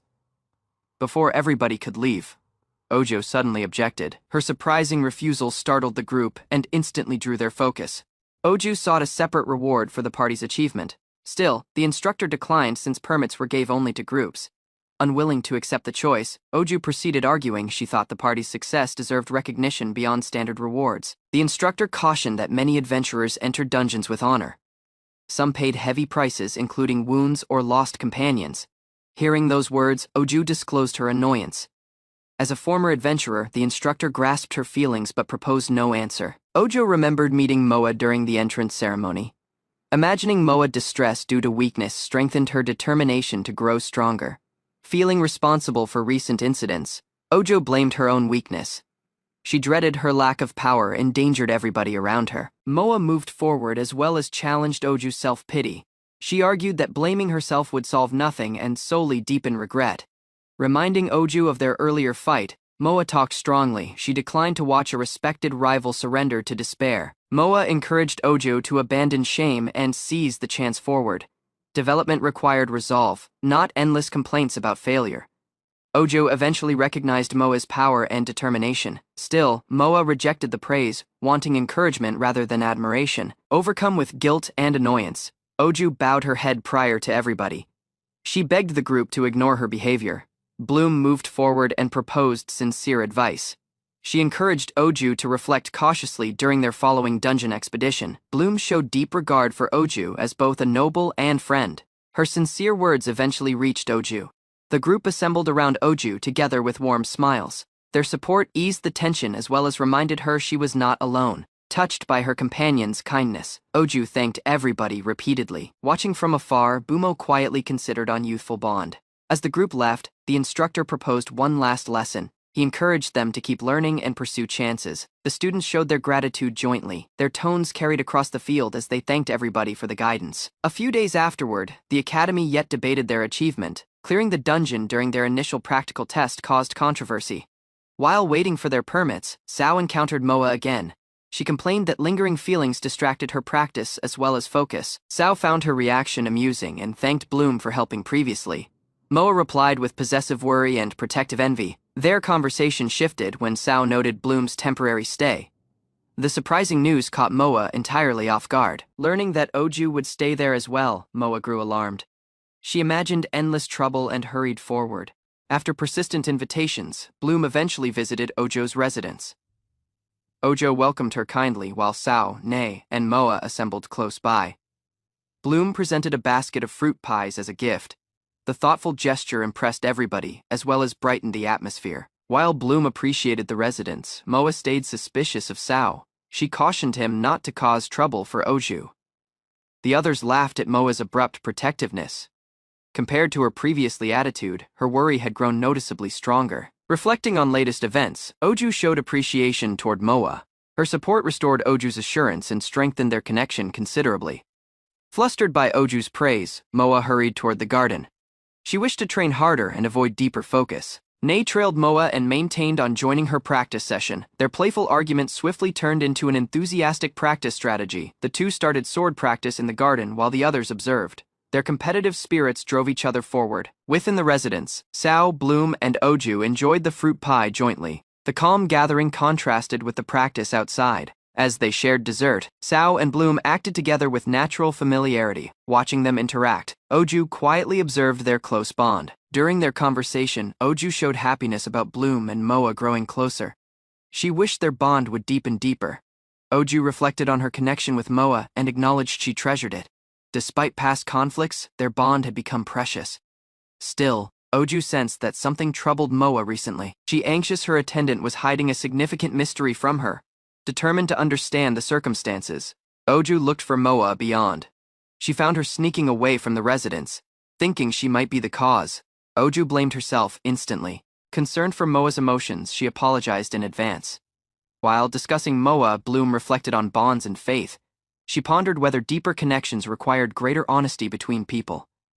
Curious in Bloom's perspective, Oju asked whether complete openness was genuinely needed. The question caught Bloom's focus instantly. Bloom clarified that faith required revealing one's true self. Hiding every weakness prevented bonds from growing stronger over time. Though Ojo grasped the reasoning, she yet hesitated. Showing vulnerable feelings to others stayed difficult for her. Bloom motivated Oju to share her worries with Moa. Supporting each other's weaknesses would strengthen their connection and mutual faith. After listening to Bloom's advice, Oju chose to share portion of her past. She asked whether she could change. Oju disclosed that she had an older sister. For years, the two motivated each other as pursuing their goals. When succession grew an issue, Oju's sister announced her intention to leave. The choice stunned and angered Oju. Despite identifying Oju's talent, her sister declined to compete. Instead, she motivated Oju to carry the family forward. After their farewell, Oju made a mighty vow. She pledged to become the following lord and lose to nobody. While sharing her past, Oju recognized that meeting Moa changed her. What started as a promise gradually grew a personal obsession. Bloom listened with curiosity and showed happiness for Oju. Close, Moa's reactions disclosed how close their bond had become. When Oju suddenly concentrated her focus on Moa, the attendant grew flustered. Unsure how to respond, she looked away. That evening, Bloom reflected on the day's conversations. Recalling her own advice, she proceeded considering Moa's behavior. Unable to sleep, Bloom left her room and looked the residence. She pondered whether Moa was practiced somewhere alone. While walking through the hallway, Bloom observed light from another room. Hearing tones within, her interest instantly grew. After realizing 4 people were sharing the same bed, Bloom stopped in shock. The surprising sight made her speechless. Sao observed Admirable becoming unusually concerned during their travels.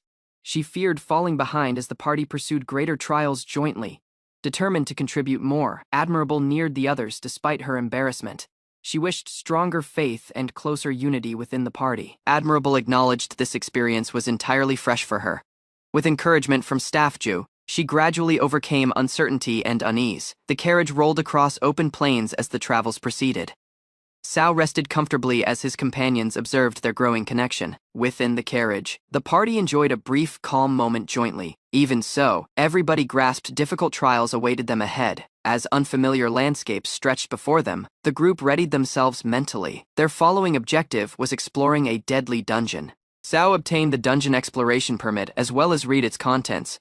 The document marked the beginning of his initial real adventure. The instructor assembled Sao as well as his party, explaining the permit's limits. Despite the restriction, Sao anticipated conquering many dungeons. Before leaving, the instructor cautioned the group that real dungeons were distant more deadly than those employed during training. The party agreed the advice and readied themselves. Motivated by the instructor's expectations, Sao led his companions forward.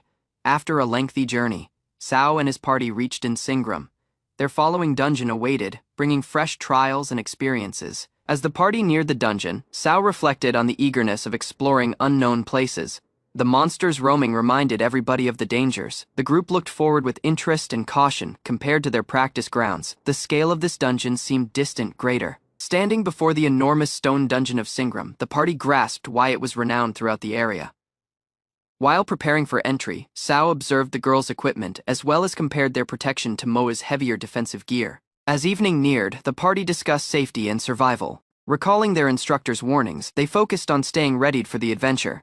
After reaching Singram, Sao recalled the instructor's advice. The party moved toward the Adventurers Guild to register. The unfamiliar streets puzzled the group, and they wandered through multiple alleys, unsure of the route. Sao looked for guidance. A woman resting next to the path observed them. Recognizing their inexperience, she pointed them toward the guild. Moa clarified that they were Royal Academy students seeking the dungeon. The woman welcomed them yet cautioned them to remain cautious. Her relaxed attitude changed the mood. As the party listened, Sao grasped that adventurers came from many backgrounds as well as faced many risks. Sao as well as his party entered the Adventurers Guild.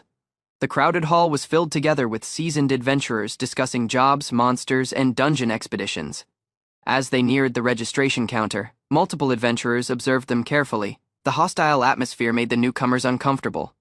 The adventurers mocked Sao for traveling with 4 girls. Their focus shifted from interest to open ridicule and envy. Sao stayed composed despite the provocation. While some adventurers asked his party, his companions displayed no intention of backing down. The tension within the guild kept trying to rise. Encircled by mocking stares, Sao's group understood their registration would not proceed. The guild's hostility crossed the line. Refusing to tolerate deeper harassment, Sao moved forward as well as challenged the troublemakers. Employing a wooden pestle, Sao overpowered the adventurers. His precise blows dropped them one after another before they could react. The guild hall fell quiet as the overcame men collapsed. While his companions anxious, Sao confirmed that nobody had been killed. Shortly, Maruka reached and introduced herself. Having heard about Sao from Whip-sensei, she recognized that the confrontation had been a test.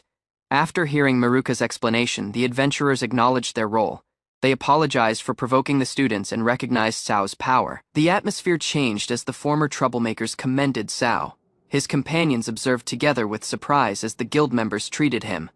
Satisfied together with the outcome, Maruka agreed Sao's capabilities. She assembled the party and led them toward Thedstone Dungeon to begin their adventure. Sao, as well as his companions, stared upward in amazement. Maruka clarified that their objective was reaching the highest accessible floor. Within, the party discovered the dungeon's structure. Countless interconnected chambers stretched upward, requiring them to cross many rooms to advance. As they journeyed deeper, odd noises echoed through the passages. The surprising noises made multiple members glance around. Maruka laughed at their reactions and reassured the group. She clarified that the enigmatic tones were a well-known feature of the dungeon. The guide pointed out many holes scattered throughout the walls. Wind passing through them created eerie melodies that resembled distant singing. Maruka clarified that the chamber was called the singing room. The odd noises came from countless holes concealed throughout the walls. Before the group could relax, multiple mousebeads hurried toward them. The dungeon's inhabitants had previously observed the newcomers. Moa reacted, stopping and striking the monsters with practiced techniques. Her assaults drove back the charging creatures. The rest of the party accompanied the fight.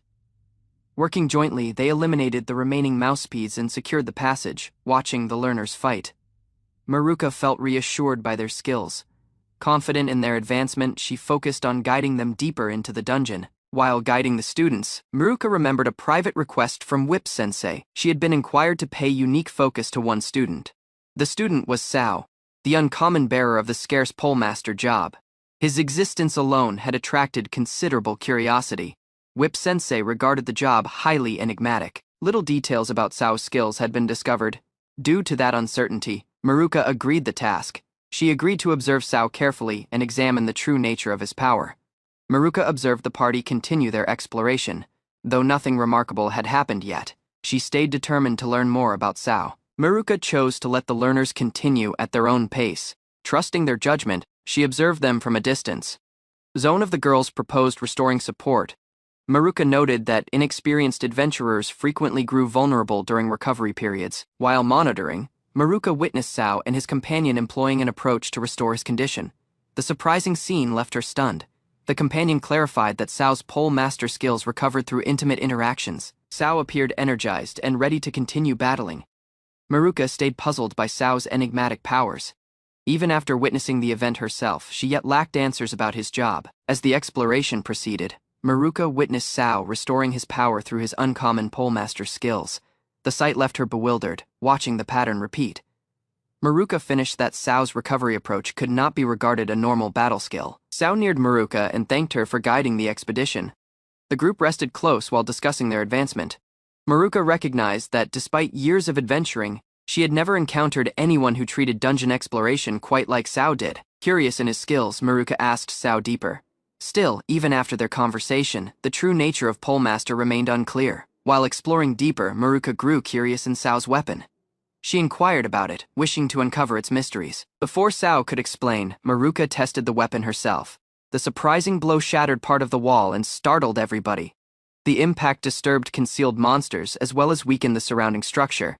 As creatures appeared, cracks spread through the chamber. The ground collapsed beneath Sao and Maruka. Both were drew into an enormous pit while the rest of the party observed in shock. Sao triggered his extending weapon and secured their fall. Hanging overhead the abyss, he saved Maruka and prevented disaster. Looking beneath, they found a monster nest filled with countless creatures. The deadly circumstances grew far worse than expected. Encircled by monsters and separated from the others, realizing direct battle was impossible, he got ready to reveal more of his enigmatic abilities. Clinging, Sao as well as Maruka faced the growing monster. Maruka doubted whether any concealed power could save them. The collapse had attracted stronger creatures. As the monsters assembled, the entire cavern readied for a violent fight. A higher-ranked showspeed hurried up the wall. Its speed and climbing skill made the circumstances distant more deadly. Flying combats as well as corrosive metal slugs stopped every safe route. The pair found themselves encircled on all sides. With monsters in every direction, escape grew impossible. Even Sao recognized that defeating such crushing numbers through normal means would be difficult. With monsters closing in from every direction, Sao disclosed his strategy. His surprising request left Maruka speechless. Trusting Sao, Maruka trailed his instructions. Sao clarified that his polemaster skills could store and convert accumulated strength into power. Drawing upon the strength he had assembled throughout the expedition, Sao readied a single decisive assault. A tremendous burst erupted as well as swept through the cavern. The assault tore through the advancing monsters and cleared a path. After landing, Sao called out to reassure his companions overhead. Though Maruka asked his recklessness, she recognized his resolve to protect others. Hearing Sao's tone, the party grasped that he and Maruka had survived the collapse without grave wounds. The group hurried to the edge of the hole, Sao reassured everybody, promising that they would find a way back. Reassured by his response, the party proceeded onward. Trusting Sao's skills, they thought he would eventually reunite with them. Meanwhile, Sao as well as Maruka looked the lower cavern for another route. Together with no way to climb upward, they moved forward. The exhausting fight had left Sao drained. As he stumbled, Maruka caught him, as well as the uneasy accident interrupted them. After defeating the giant insect, Sao collected useful materials. Maruka joked about his odd weapon while they got ready to continue. As they journeyed deeper, Maruka found a section of the dungeon she had never seen before. The unfamiliar region fascinated both of them. Maruka recognized that Sao's presence had led her to fresh discoveries. Inspecting, Maruka clarified the history of the dungeon. The towering structure had originally been built around a colony of giant ants. According to local, the ants once maintained the dungeon's development as well as prosperity.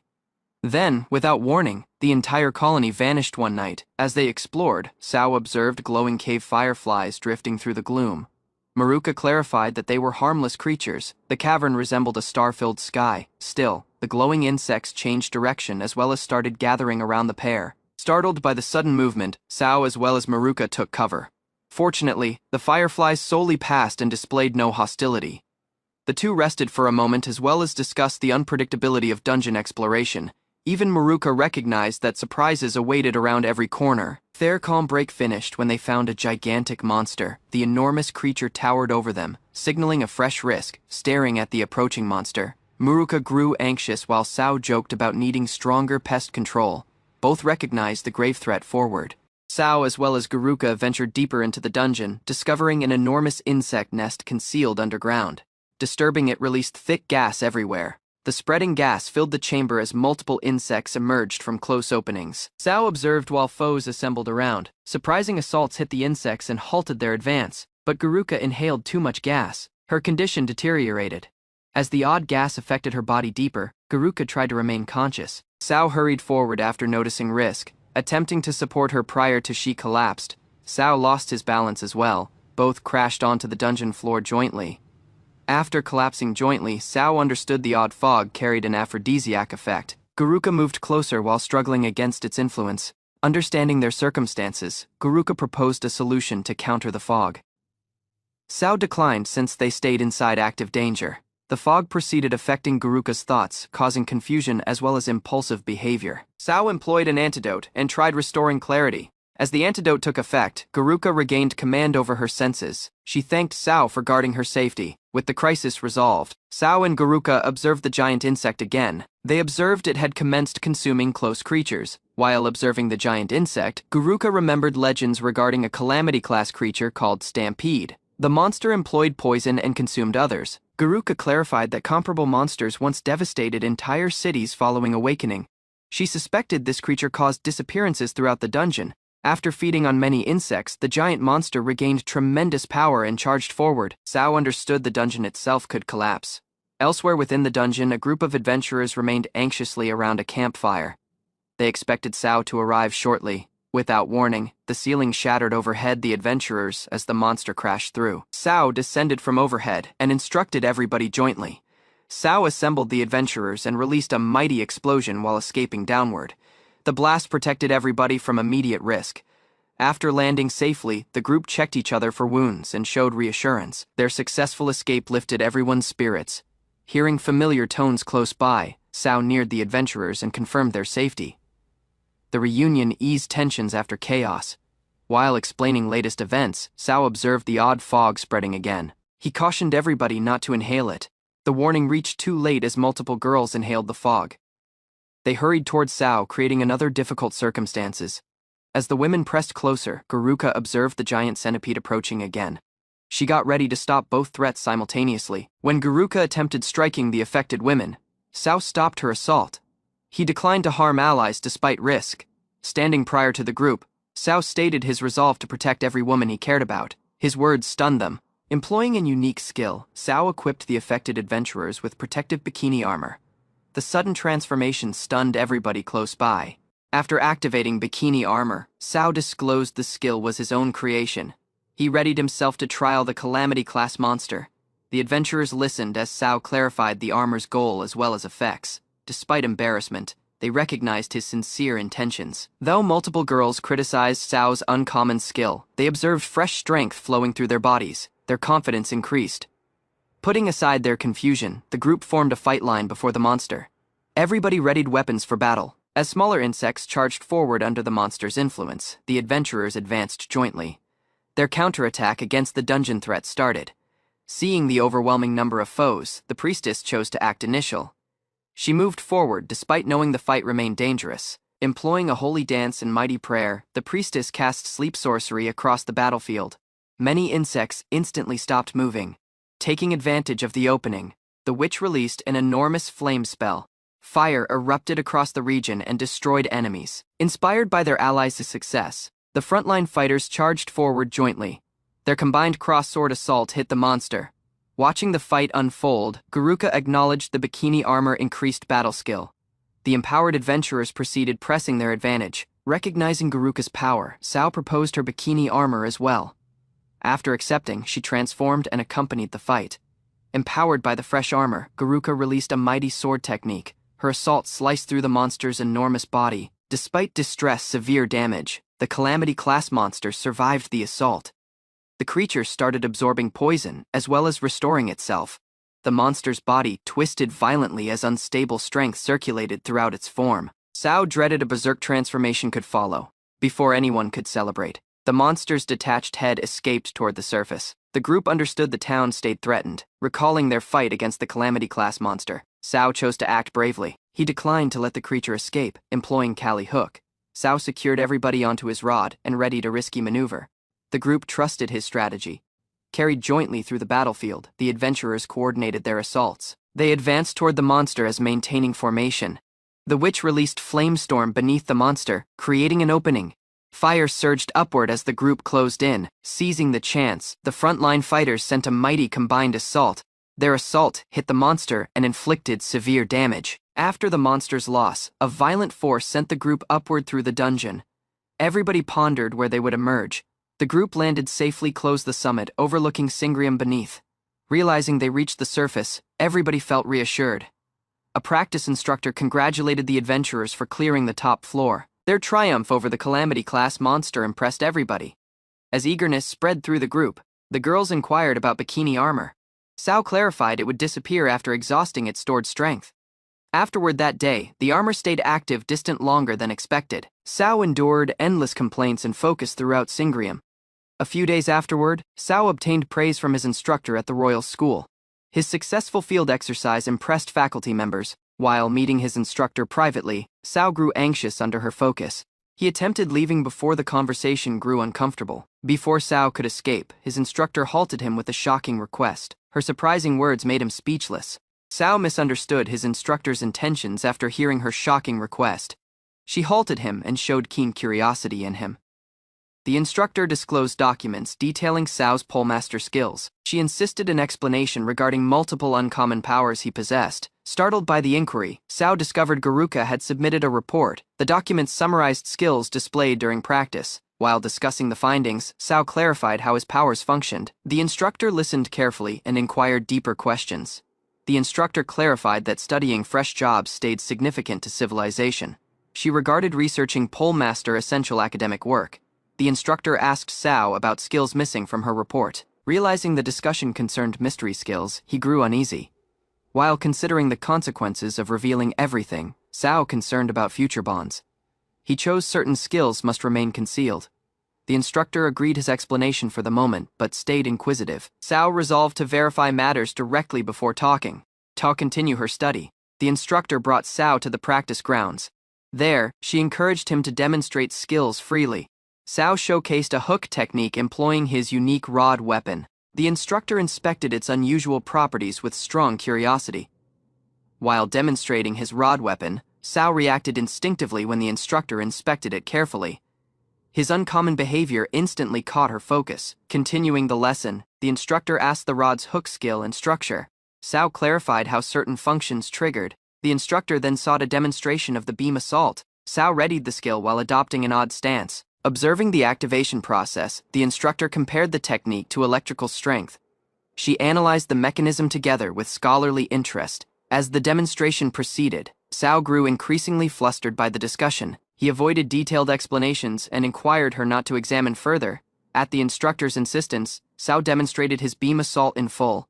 The mighty blast shattered targets and drained him. After observing the assault, the instructor commended Sao's capability, but insisted another demonstration. She wished to examine his defensive skills.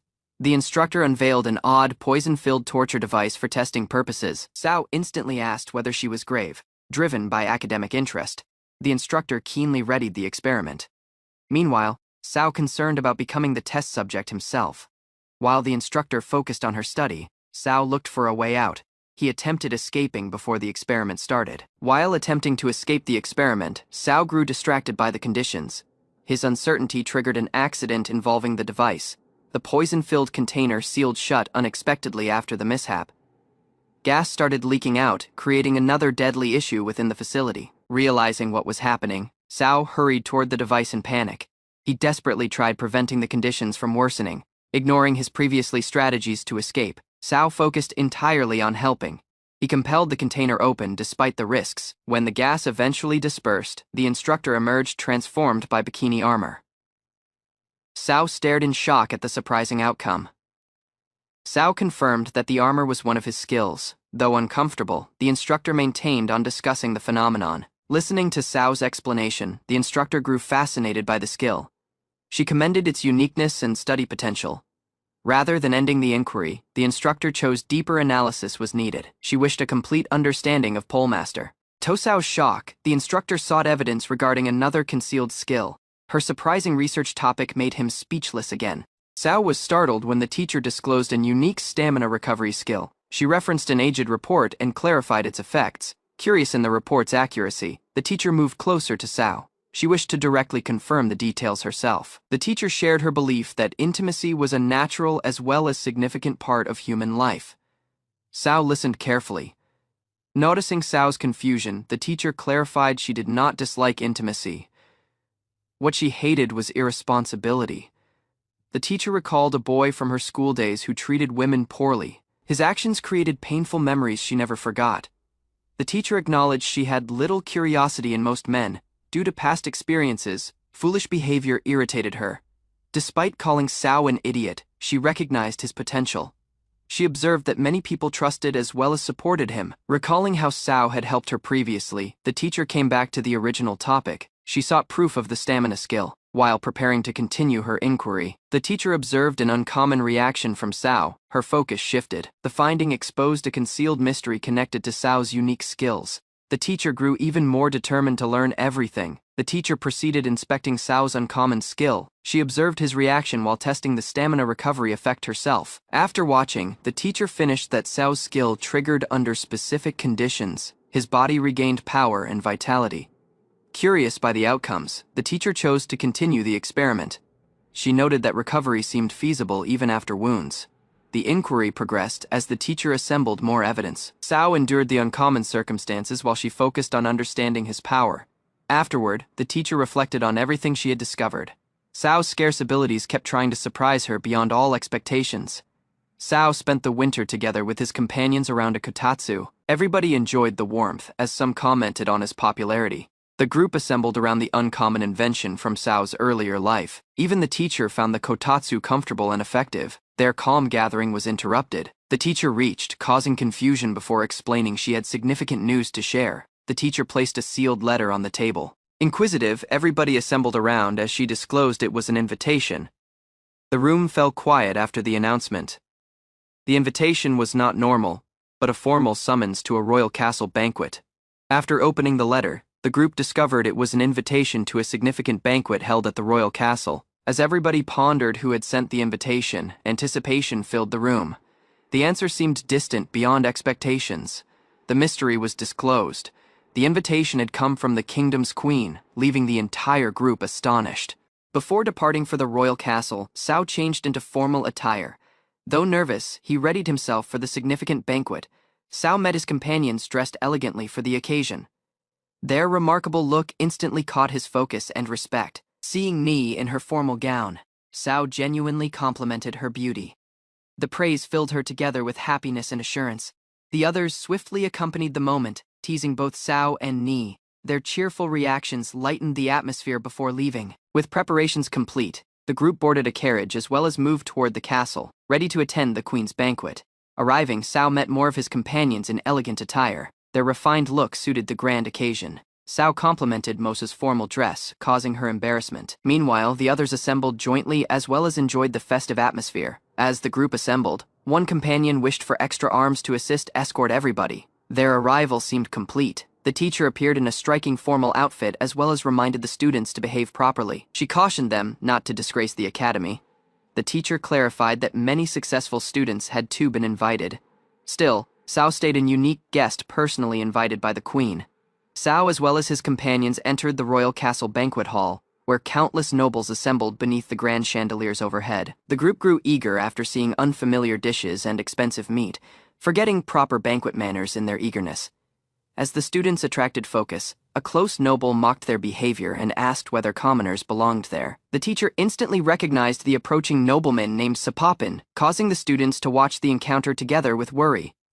Sapopin introduced himself as an overseer of senior students, as well as criticized Sao for neglecting academic duties and studies. Sapopin boldly introduced himself prior to the students, boasting about his position guiding upperclassmen and representing the academy's prestige. He claimed his class produced elite students chosen for significant roles, insisting everybody should admire their accomplishments. The teacher dismissed his claims as exaggerated rumors, noting that gifted learners from many backgrounds joined annually. Sapopin replied with insults toward commoners, yet the teacher challenged his attitude and asked his true intentions. The teacher argued that banquet invitations depended on achievements alone, making comparisons between students entirely unnecessary as well as meaningless. The teacher defended her students with assurance, forcing Sapopin to back down and acknowledge their achievements prior to everybody. Though admitting loss, Sapopin maintained his pride, claiming that all gifted students would eventually study under him. Before leaving, Sapopin invited Bloom as well as staff to join his seminar, offering them positions among his favored students. His invitation puzzled the group, prompting the teacher to explain his stern beliefs regarding nobility as well as social status. The teacher disclosed that Sapopin taught nobles were superior beings, allowing solely aristocratic students to attend his courses. The teacher clarified that Sapopin abused his authority, preventing many qualified learners from attending the prestigious banquet each year. Sao understood Sapopin never regarded commoners worthy, focusing solely on students born into noble families and backgrounds. The group rejected Sapopin's beliefs entirely, promising to remain jointly while condemning his discrimination against skilled students. Bloom regarded the circumstances cautiously, suggesting useful lessons might yet be learned despite Sapopin's unpleasant character and views. Bloom grew furious. Following learning, Sapopin ignored Mocha entirely, treating that offense as something she could never forgive. The group discussed Sapopin's behavior as expressing devotion toward one another, strengthening their connections despite the unpleasant encounter. The teacher clarified that Sapopin's influence protected his role, making it difficult for anyone to trial him. Before deeper discussion proceeded, castle attendants called for focus as the grand doors opened before the assembled guests. The banquet hall fell quiet when Queen Leviatane entered, her presence commanding regard from every noble as well as guest. At the Royal Academy gathering, Sao listened as nobles commended Queen Leviatane, whose achievements, reforms, as well as leadership earned widespread respect. While observing the ceremony, Sao heard accounts describing a giant bird crisis where Queen Leviatane protected citizens as well as restored order. As more guests neared the queen, Sao grew anxious about his turn, while a youthful girl observed food. Ignoring the formal atmosphere around her, the girl sampled expensive dishes, enjoying every bite as Sao watched anxiously. Shortly afterward, an uneasy incident occurred close the banquet table, yet Queen Leviatane replied with amusement, leaving Sao startled. Queen Leviatane neared Sao during the banquet and introduced herself kindly, expressing curiosity in meeting the student everybody discussed. Caught entirely off guard by the queen's focus, Sao hurried forward and bowed strongly, apologizing for his previously behavior. Queen Leviatane motivated Sao to relax and enjoy the celebration, while close guests observed their meeting with interest. The queen commended Sao's latest accomplishments and welcomed him directly, while her attendant reacted awkwardly to the focus. After accepting Sao's apology, Queen Leviatane proposed him a glass of juice as well as encouraged him to enjoy the banquet. Queen Leviatane introduced Sao's companions to the gathering, recognizing Clay Moa, Bloom, as well as staff as praising their promising futures. Looking at the youthful group together with satisfaction, Queen Lavatine remarked that their teachers had raised remarkable learners for the kingdom. An enthusiastic instructor moved forward and keenly proposed to introduce every outstanding student under his guidance to the queen. Sao asked the sudden preferential treatment as the instructor hurried to present his students before anyone interrupted. Queen Lavatine clarified that Sao's group had prevented disaster by defeating a deadly monster whose escape threatened countless lives. Queen Lavatine recognized the students' achievements, stating that risking their lives to prevent disaster deserved recognition, as well as meaningful praise. The queen asked whether academic outcomes alone define success, reminding the instructor that students should too develop character. After hearing reports regarding graduates involved in assault, gambling, and other crimes, Queen Lavatine started doubting the instructor's approaches. Comparing students to flowers, the queen cautioned that development alone meant little if harmful individuals matured and spread distress. Fixing her gaze on Sapopin, Queen Lavatine insisted an explanation, pressing him to reveal how he genuinely educated learners. Queen Lavatine revoked Sapopin's banquet invitation as well as instructed him to leave, demonstrating that his conduct would no longer be tolerated. Desperate to remain, Sapopin shouted following the queen, but his outburst solely disclosed his inability to control himself. Queen Lavatine halted and strongly repeated her judgment, making it obvious that deeper arguments would not change anything. Watching him leave, the queen showed shock that someone together with such behavior could hold noble status within the kingdom. The surrounding guests understood Sapopin was related to the queen, yet his actions considered poorly on their voiced bloodline. After dismissing Sapopin, Queen Lavatine reflected on complaints from students, thinking her choice would eventually curb his abuses. Turning toward Sao and his companions, Queen Lavatine clarified that she particularly wished to thank them directly today. Flustered by the praise, Sao as well as the others downplayed their achievements, insisting events unfolded naturally rather than through heroism. Queen Lavatine stayed impressed and showed assurance in their futures, urging the youthful students to continue striving forward. While everybody discussed the queen's praise, staff stayed unaware of the conversation, focusing solely on her full stomach. After leaving the banquet hall, Sao looked for the restroom alone, but grew puzzled and lost within the castle corridors. Wandering through the quiet hallways, Sao called for help repeatedly, wishing someone stayed close after the celebration finished.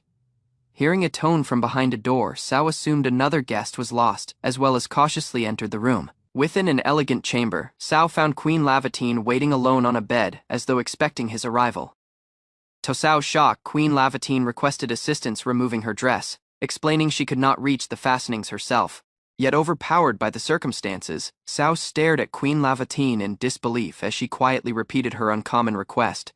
Gathering his bravery, Sao neared the queen and agreed the task, determined to fulfill her request politely. As Sao loosened the tight laces, Queen Lavatine teased him lightly as he denied having sex together with women. The queen remarked that removing the dress cautiously seemed unnecessary, insisting the garment could withstand harsh handling. When the last ties came undone, the dress slipped downward at once, departing Sao stunned by the surprising sight. Queen Lavatine commended Sao's unique skills and clarified that talent should be refined constantly, regardless of status or position. Curious in life beyond royal duties, Queen Lavatine acknowledged she wished to experience adventures and freedom beyond the castle. Misunderstanding her intentions entirely, Sao enthusiastically proposed to accompany her travels, thinking she sought a partner for exploration. Amused by his sincere response, Queen Lavatine reminded Sao that, for the moment, she wished to be seen merely as a woman. As the atmosphere shifted within the chamber, approaching figures appeared beyond, suggesting that their private meeting might shortly end. Just as Sao as well as Queen Lavatine shared a private moment, multiple masked intruders entered the chamber and encircled the room. The assassins advanced cautiously with drawn weapons, confident that the isolated royal chamber proposed the perfect chance to blow. Unimpressed by their threats, Queen Lavatine asked the intruders quietly, showing neither fear nor worry for her safety. One assassin stated his intention to kill the queen, yet Lavatine mocked his assurance and dismissed the threat entirely. Hearing the insult toward Lavatine, Sao lost his composure as well as moved forward, directing his fury toward the assassins. The assassins announced their intention to kill Queen Lavatine, yet Sao replied with fury following hearing their threats. Ignoring the risk before him, Sao stated that anyone interrupting the queen's private time had become his foe. Sao moved forward to protect Lavatine despite lacking equipment, while the assassins got ready to eliminate him initially. When concealed blades flew toward him, Sao reacted instantly and hit one assassin before the assault could land, revealing his uncommon weapon. Sao stunned the remaining assassins, who swiftly understood their target was distant from helpless. As more concealed weapons flew toward him, Sao swung his weapon repeatedly, stopping assaults while keeping the assassins away. Taking control of the fight, Sao sent a mighty counterattack that hit multiple assassins and disrupted their formation. Employing the huge bed as part of his assault, Sao released a spinning assault that sent foes crashing aside. The remaining assassins understood direct battle favored Sao, yet they proceeded looking for an opening to defeat him. Unable to overcome Sao's power, the assassins retreated from the chamber, leaving him as well as Queen Lavatine behind. After the fight finished, Queen Lavatine proposed Sao a permanent place beside her, expressing both faith and personal fondness. Though tempted by the generous proposal, Sao bowed politely and clarified that accepting such a bond felt inappropriate. Sao acknowledged his feelings openly, yet maintained that devotion and duty prevented him from taking advantage of the circumstances. Amused by his restraint, Queen Lavatine cautioned Sao not to underestimate her resolve or dismiss her emotions lightly. Accepting his answer for now, Queen Lavatine sought solely companionship as Sao agreed to remain by her side. Just as Sao and Queen Lavatine got ready to continue their private moment, surprising noises echoed from beyond the chamber doors. Royal guards burst into the room as well as found Sao embracing the queen, instantly assuming something suspicious had occurred. Without allowing any explanation, the protectors arrested Sao, treating him as a feasible accomplice to the assassin's assault. News of Sao's imprisonment swiftly spread, shocking his companions while Queen Lavatine showed annoyance over the misunderstanding. The following day, multiple people discussed Sao's odd circumstances, pondering how he repeatedly grew involved in unusual incidents. Queen Lavatine dismissed the accusations against Sao, while his companions maintained that his personality made mystery assassination entirely impossible. Though convinced of Sao's innocence, Queen Lavatine recognized that the guards had acted according to their duties. As the group neared the prison, they heard Sao shouting threats, revealing his temper whenever companions were involved. Within the cell, Sao argued noisily with another prisoner, creating such a ridiculous scene that everybody fell quiet. As Oju-sama unlocked the cell, Sao instantly recognized her arrival and wished his embarrassing circumstances would eventually end. Leaving Sao behind temporarily, Queen Lavatine proceeded through the prison as discussing other matters together with her attendants. The queen shortly disclosed a captured assassin and instructed Sao to conduct the interrogation, surprising everybody with the assignment. Sao as well as the others entered the prison region to question a captured assassin. The restrained woman glared confidently despite her circumstances. The assassin disclosed details about a mystery criminal organization operating behind the kingdom. Sao reacted with surprise as details emerged. Deeper questioning exposed the group's brutal approaches. Members were trained through relentless distress until they lost normal human emotions. Hearing this, Sao hesitated at the notion of employing agony for interrogation. Still, the princess maintained on obtaining information. Sao reluctantly neared the prisoner and started his interrogation. The assassin stayed composed, while the others observed carefully nearby. The prisoner declined to reveal any details. Sao's uneasy attitude puzzled her, while the others observed the interrogation continue, trying to provoke him. The assassin mocked Sao for capturing her as well as claimed he lacked the determination to hurt women. Sao ignored the insults and triggered a newly discovered skill. The prisoner stayed defiant, expecting another failed attempt. Odd effects spread through the room as Sao released the skill. The assassin's assurance swiftly commenced to crumble. Overpowered by the skill's influence, the prisoner lost her composure. Her resistance collapsed, shocking both Sao as well as the onlookers. After the interrogation finished, the prisoner stayed entirely devoted to Sao. Even imprisonment no longer seemed frightening to her. The women accompanying Sao grew concerned about his uncommon skill. They anxious his power might become difficult to control. While changing clothes, Sao was approached by a royal knight carrying an urgent report for the queen. The queen instantly summoned Sao to accompany her. Inquisitive and slightly anxious, he trailed her through the castle. Within the audience chamber, two significant figures awaited the queen. Sao recognized one of them from an earlier banquet in the audience chamber. Two nobles clarified that they hurried over after hearing assassins had infiltrated the royal castle. The queen asked Lespar about his visit. He politely showed reassurance after confirming that Her Majesty stayed unharmed. Lespar stated his devotion and gratitude toward the queen. His sincere words impressed everybody present in the chamber. Noticing Sao close by, Lespar inquired about the unfamiliar youthful man. The queen quietly started introducing his identity. The queen disclosed that Sao was not a servant yet her savior. The announcement stunned both visiting nobles. Some nobles asked Sao's sudden look during the assault. They suspected his involvement despite the queen's assurance in him. Lespar proposed Sao a position within his knight order, thinking his bravery and achievements would benefit the kingdom. Another noble objected, arguing that Sao might have concealed motives. He maintained greater caution was needed before trusting him. The queen dismissed concerns regarding social status, as well as emphasized that talent and virtue mattered more than birth or rank. She then asked whether the assassination incident genuinely required secrecy. The anxious noble reluctantly acknowledged the inquiry stayed sensitive. After receiving the queen's instructions, Lespar and the noble got ready to leave. They pledged to keep the incident confidential. The queen motivated Lespar to continue improving himself. Though commended for his dedication, he was reminded to remain cautious. Once they left, the queen discussed the royal succession together with Sao. She asked the intentions of certain relatives. She clarified the complicated line of inheritance as well as recognized that some family members might desire greater influence over the throne.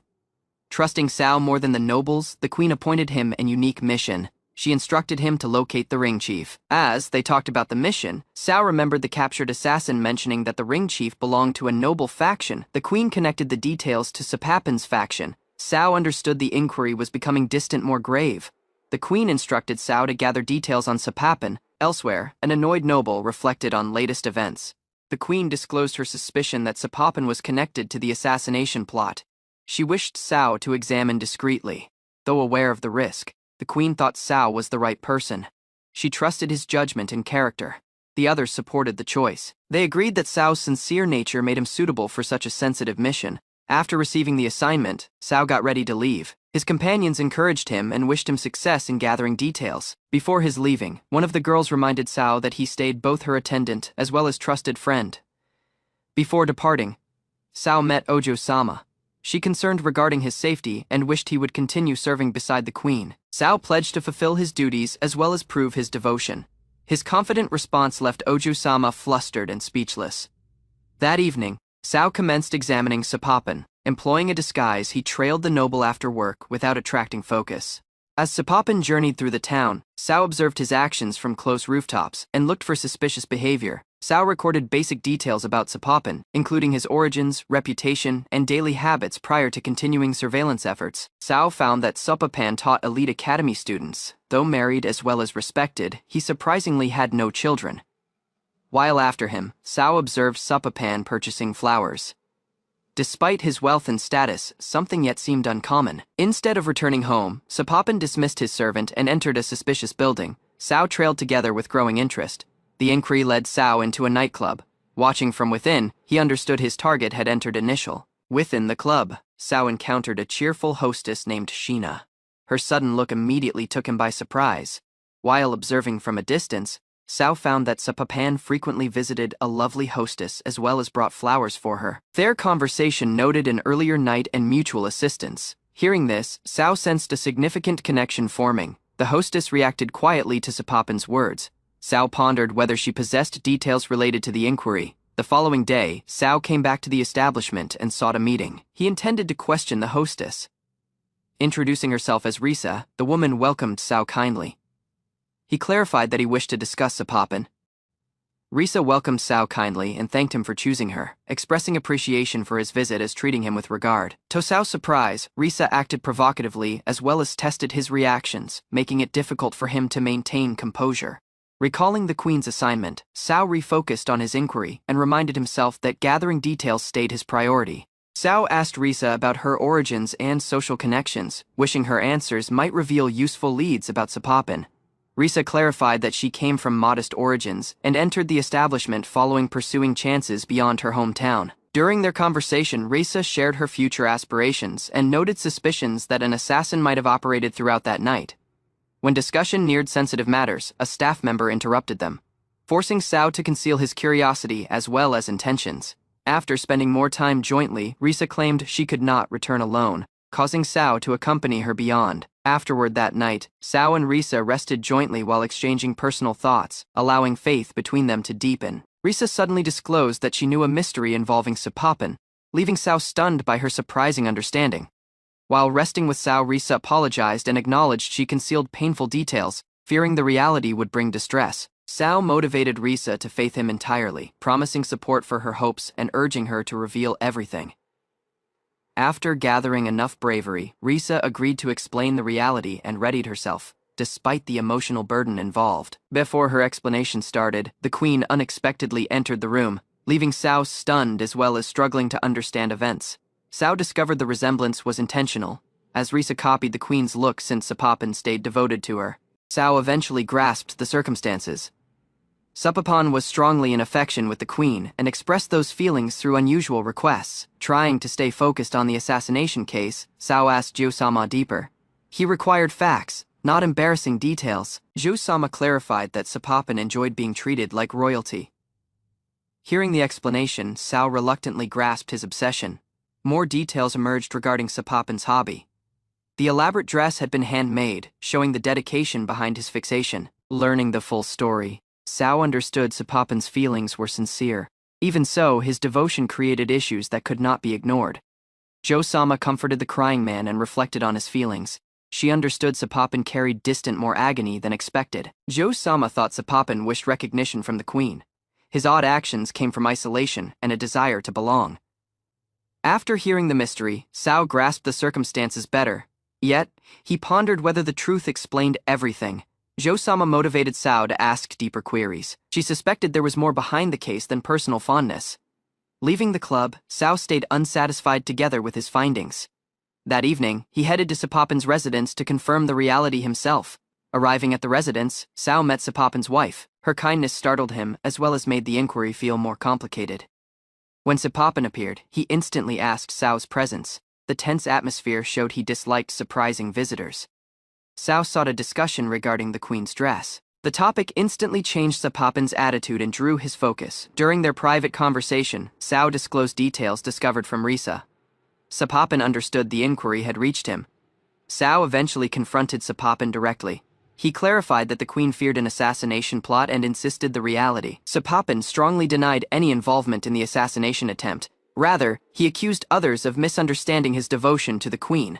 Sao presented the causes behind the suspicion. He clarified how Sapopin's aspirations and noble connections created grave concerns. Rather than becoming defensive, Sapopin passionately defended his beliefs. He maintained his respect for the queen was sincere.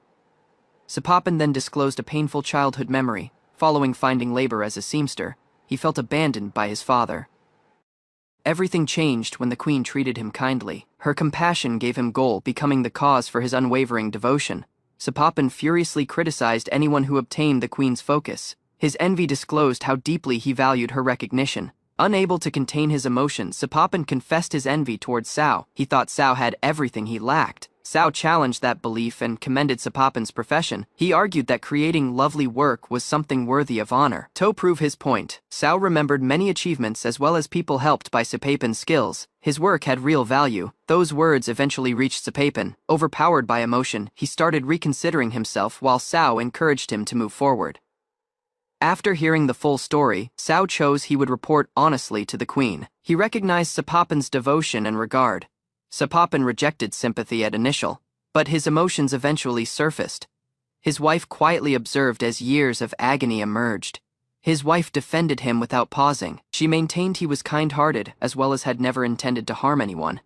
She acknowledged knowing about his mystery activities. Rather than fury, she felt sadness for his inability to escape isolation. Watching her worry, Sao grasped the reality. Sapopin was not deadly, solely a man suffering while loved by his family. Sao asked why Sapopin's wife compared herself to the queen. He felt she underestimated her own worth.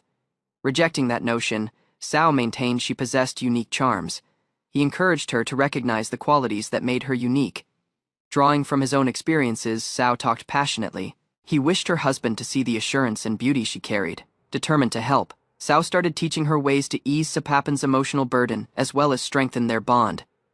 Though flustered and nervous, she listened carefully. For the initial time, she regarded showing a side of herself her husband had never genuinely seen. Seeing her hesitation, Sao proposed to stop instantly. Still, she declined and chose to continue, despite her fear. Gathering all her bravery, she made a firm request. Sao agreed her resolve, and their unusual lesson eventually started.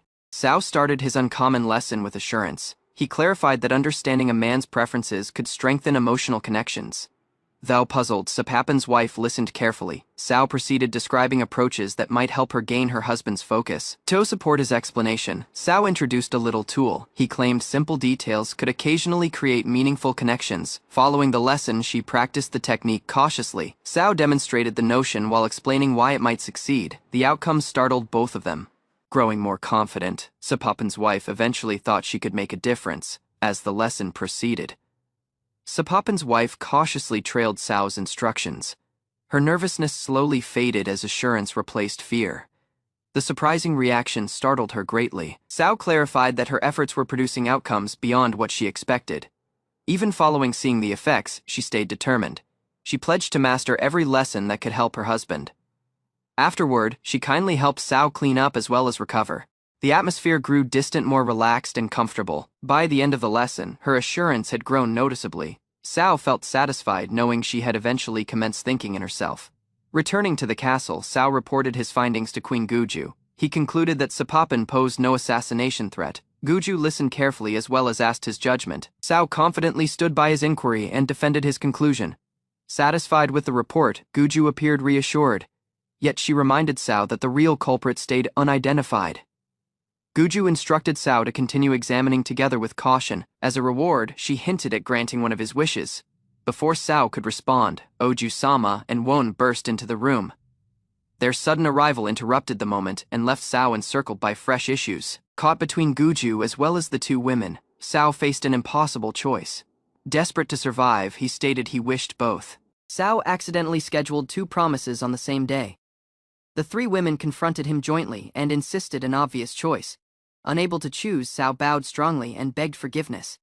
He proposed sharing the occasion, wishing everybody would accept peacefully. The women talked about his behavior among themselves. They recognized Sao's charm yet grasped his real motive behind everything after. Reaching a conclusion, they encircled Sao. The trio agreed he deserved punishment for creating such trouble as well as confusion. Their punishment grew the Sao punishment party. Realizing his mistake too late, Sao agreed duty while facing consequences jointly. While spending time jointly, the women discussed Sao's family history. They discovered his father had once journeyed and fought beside them. The conversation finished poorly when another wild gathering drained everybody. Despite apologies afterward, Sao stayed trapped in familiar trouble. Meanwhile, rumors spread throughout the empire. Nobles whispered regarding a faction connected to succession as well as high-ranking political affairs. Within the castle, Lesbar heard reports about the growing rumors. Concerned by the details leak, she sought answers instantly. As unease circulated across the royal court, Lesbar discovered the rumors had reached many ears, threatening stability within the castle.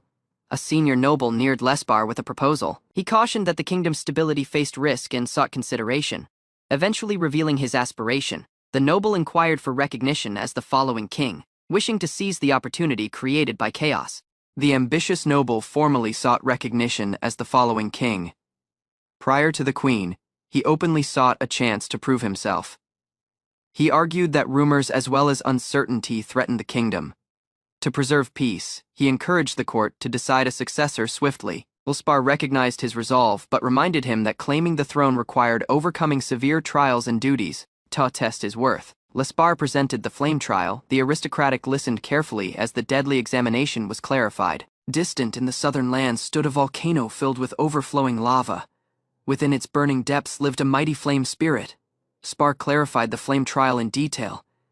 The challenger required approval from a flame spirit, a being close to divine power. Even after hearing the consequences of failure, the noble stayed determined. He bravely stated his determination before the queen. Amazed by his conviction, Lesbar accepted his request. Still, she added conditions that would apply throughout the deadly journey. Lesbar appointed Sao to accompany the challenger. Though startled by the duty, Sao agreed the queen's decision. Before leaving, Sao obtained warnings and encouragement from his companions. Concerned for his safety, they wished he would return successfully. Before leaving, Sao reassured his companions that he would return. The farewell grew emotional as everybody readied for separation. At the castle gates, Sao met the aristocratic challenger. Grateful for the assignment, the man welcomed Sao as his traveling companion. The challenger showed powerful assurance in his skills, determined to succeed. He pledged not to lose during the trial. Wanting to build faith, the challenger inquired for Sao's support. His enthusiasm disclosed a friendly and straightforward personality.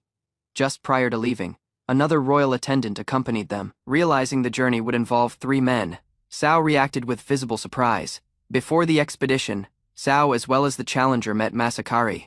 She introduced herself as a member of the chivalric order. Sao was overpowered by Masa's imposing presence. Compared to everybody around her, she seemed extraordinarily huge and mighty. Flustered by the focus, Masa apologized for making Sao uncomfortable. The challenger clarified that her build was renowned within the order.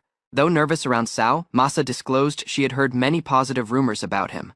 She pledged to do her best. With introductions complete, the group got ready to depart. Carrying their supplies, they set out on the lengthy journey forward jointly. After leaving, Sao met the last companion appointed to the mission. She apologized for an embarrassing wardrobe issue during travel. The group organized transportation for the lengthy journey. The challenger rode his horse as the others journeyed by carriage. The carriage proved distant too little for their companion. As space grew limited, Sao found himself in an uncomfortable position. Trying to help, Sao adjusted his seat as well as endured the cramped ride. The companion appreciated his patience and kindness. As the journey proceeded, the companion shared her past. Inspired by Lespar's chivalric order, she stayed grateful for the chance to serve. During the travels, a herd of cows suddenly ran wild. Seeing the risk forward, the group moved to stop them.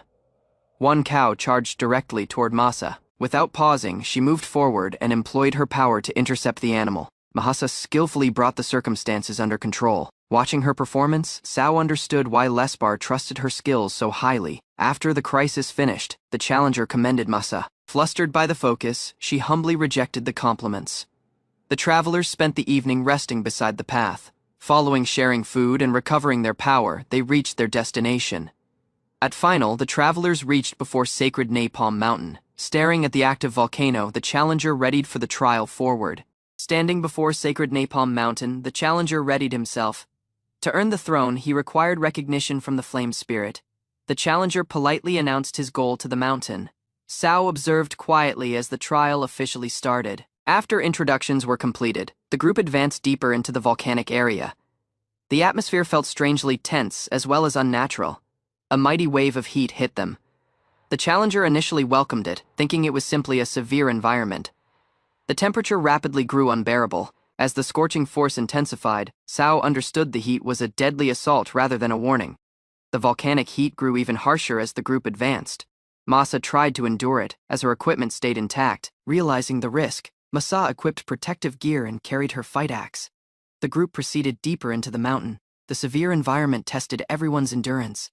As climbing through the volcanic terrain, odd fireballs suddenly appeared. Without pausing, the travelers formed defensive positions. Sao, Masa, and the challenger worked jointly to block the incoming assaults. As the fireballs assembled, an enigmatic dim figure emerged from the lava-filled region. The group recognized a mighty presence before them. The enigmatic creature disclosed itself as the spirit dwelling within the volcano. Seeing its enormous size, the challenger readied for fight. Declaring his identity and goal, the challenger charged forward. He instructed Sao and Masa not to interfere together with the trial. The flame spirit displayed overwhelming power compelled onto the defensive. The challenger understood the opponent exceeded his expectations. The spirit sent a fierce counterattack as well as closed the distance instantly. The challenger tried to withstand the relentless assault. Seeing the risk, Masa charged forward to protect the challenger. Ignoring the risk to herself, she attempted to hold the spirit back. Masa proceeded holding the spirit back despite her wounds. Seeing her condition worsen, Sao encouraged everybody to retreat. Refusing to abandon Masa, Sao moved forward. Recalling his promise to Lespar, he chose to guard her himself. The flame spirit sent another assault toward Sao. Acting swiftly, Sao countered before the creature could blow again. Sao successfully drove the spirit back and hurried to Masa's side. His initial worry was checking her condition. Masa's wounds were grave, but she stayed conscious. Reassured to find Sao unharmed, she showed her gratitude. Feeling responsible for disrupting the trial, Masa apologized. Sao reassured her that guarding companions mattered more than the examination. At that moment, the challenger neared them. Though wounded from the fight, he was yet standing and managed to smile. Sao confronted Lespar following uncovering evidence behind the royal castle incident, exposing the ringleader responsible for the attempted assassination. Lespar acknowledged spreading confusion throughout the castle, employing false accusations and unrest to hide his involvement from everybody. Lespar mocked Sao's resolve and disclosed his strategy to eliminate remaining witnesses before the reality reached the kingdom. Standing beside the wounded woman, Sao tried to accept Lespar's cruelty as the commander dismissed her distress without remorse. Seeing her wounds and recalling her protection, Sao strengthened his determination and got ready to loss Lespar for justice. Lespar threatened Sao while boasting about his future kingship, then sent an assault after learning Sao had overcame the spirit.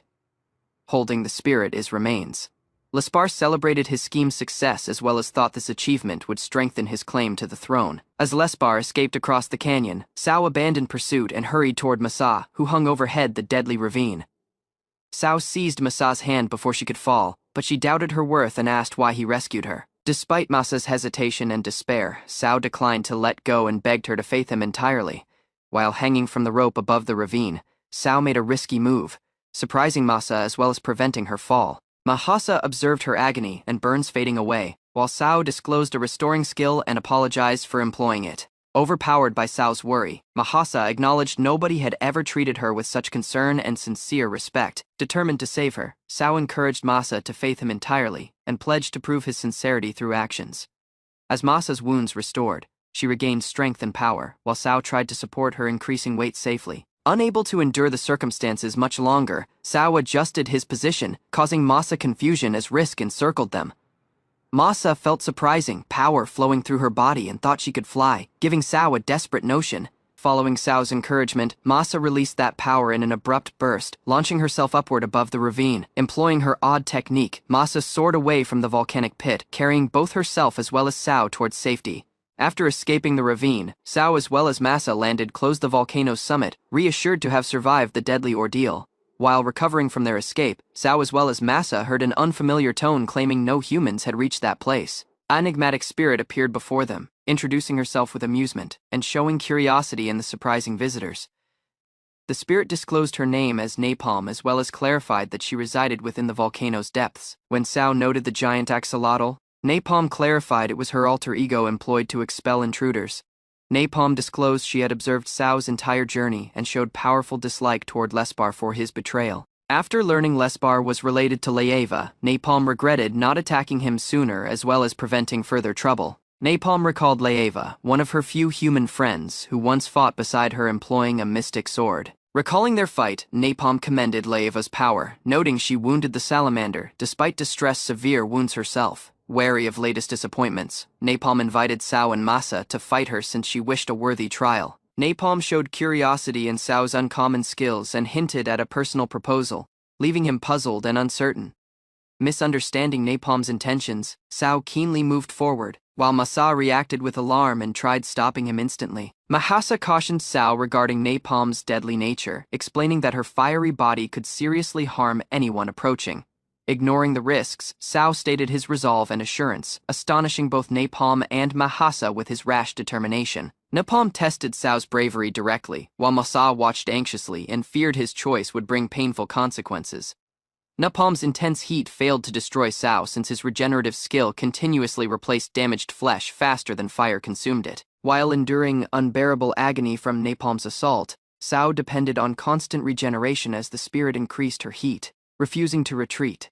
Despite severe distress, Sao pressed forward together with resolve, astonishing Napalm through his exceptional endurance. After the encounter finished, Napalm inquired for Sao's name and pledged he would remember him among future visitors.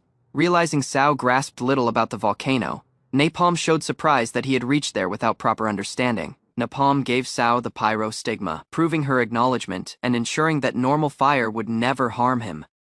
Freed from the threat of burning, Sao embraced Napalm without pausing, surprising the spirit with his sincerity.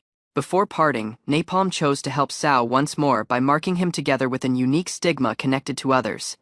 Napalm inquired Sao to relay a message to Leeva, then transported Sao as well as Masa away from the volcano. Moments afterward, Sao and Masa found themselves within a luxurious room. Puzzled by the sudden change of place, the queen asked their look, while Sao clarified meeting Napalm and got ready to report Lespar's involvement. After hearing Sao's report, the queen confirmed Lespar's duty for latest incidents, causing her fury to erupt. Back within the castle, Masa apologized to the queen, while Sao clarified that Spirit Sama had safely saved them. Though grateful for his survival, Sao stayed troubled since innocent victims suffered greatly while Lespar escaped punishment. A few days afterward, Lespar came back to the palace and faced questioning about the Spirit's dangerous trial. Lespar claimed he finished the trial successfully, as well as presented a recovered jewel as proof of his achievement. Feigning grief, Lespar reported that faithful companions perished during the fight, hiding the reality behind their deaths. Lespar begged for the throne by honoring the fallen. Yet the queen asked his version of events instantly.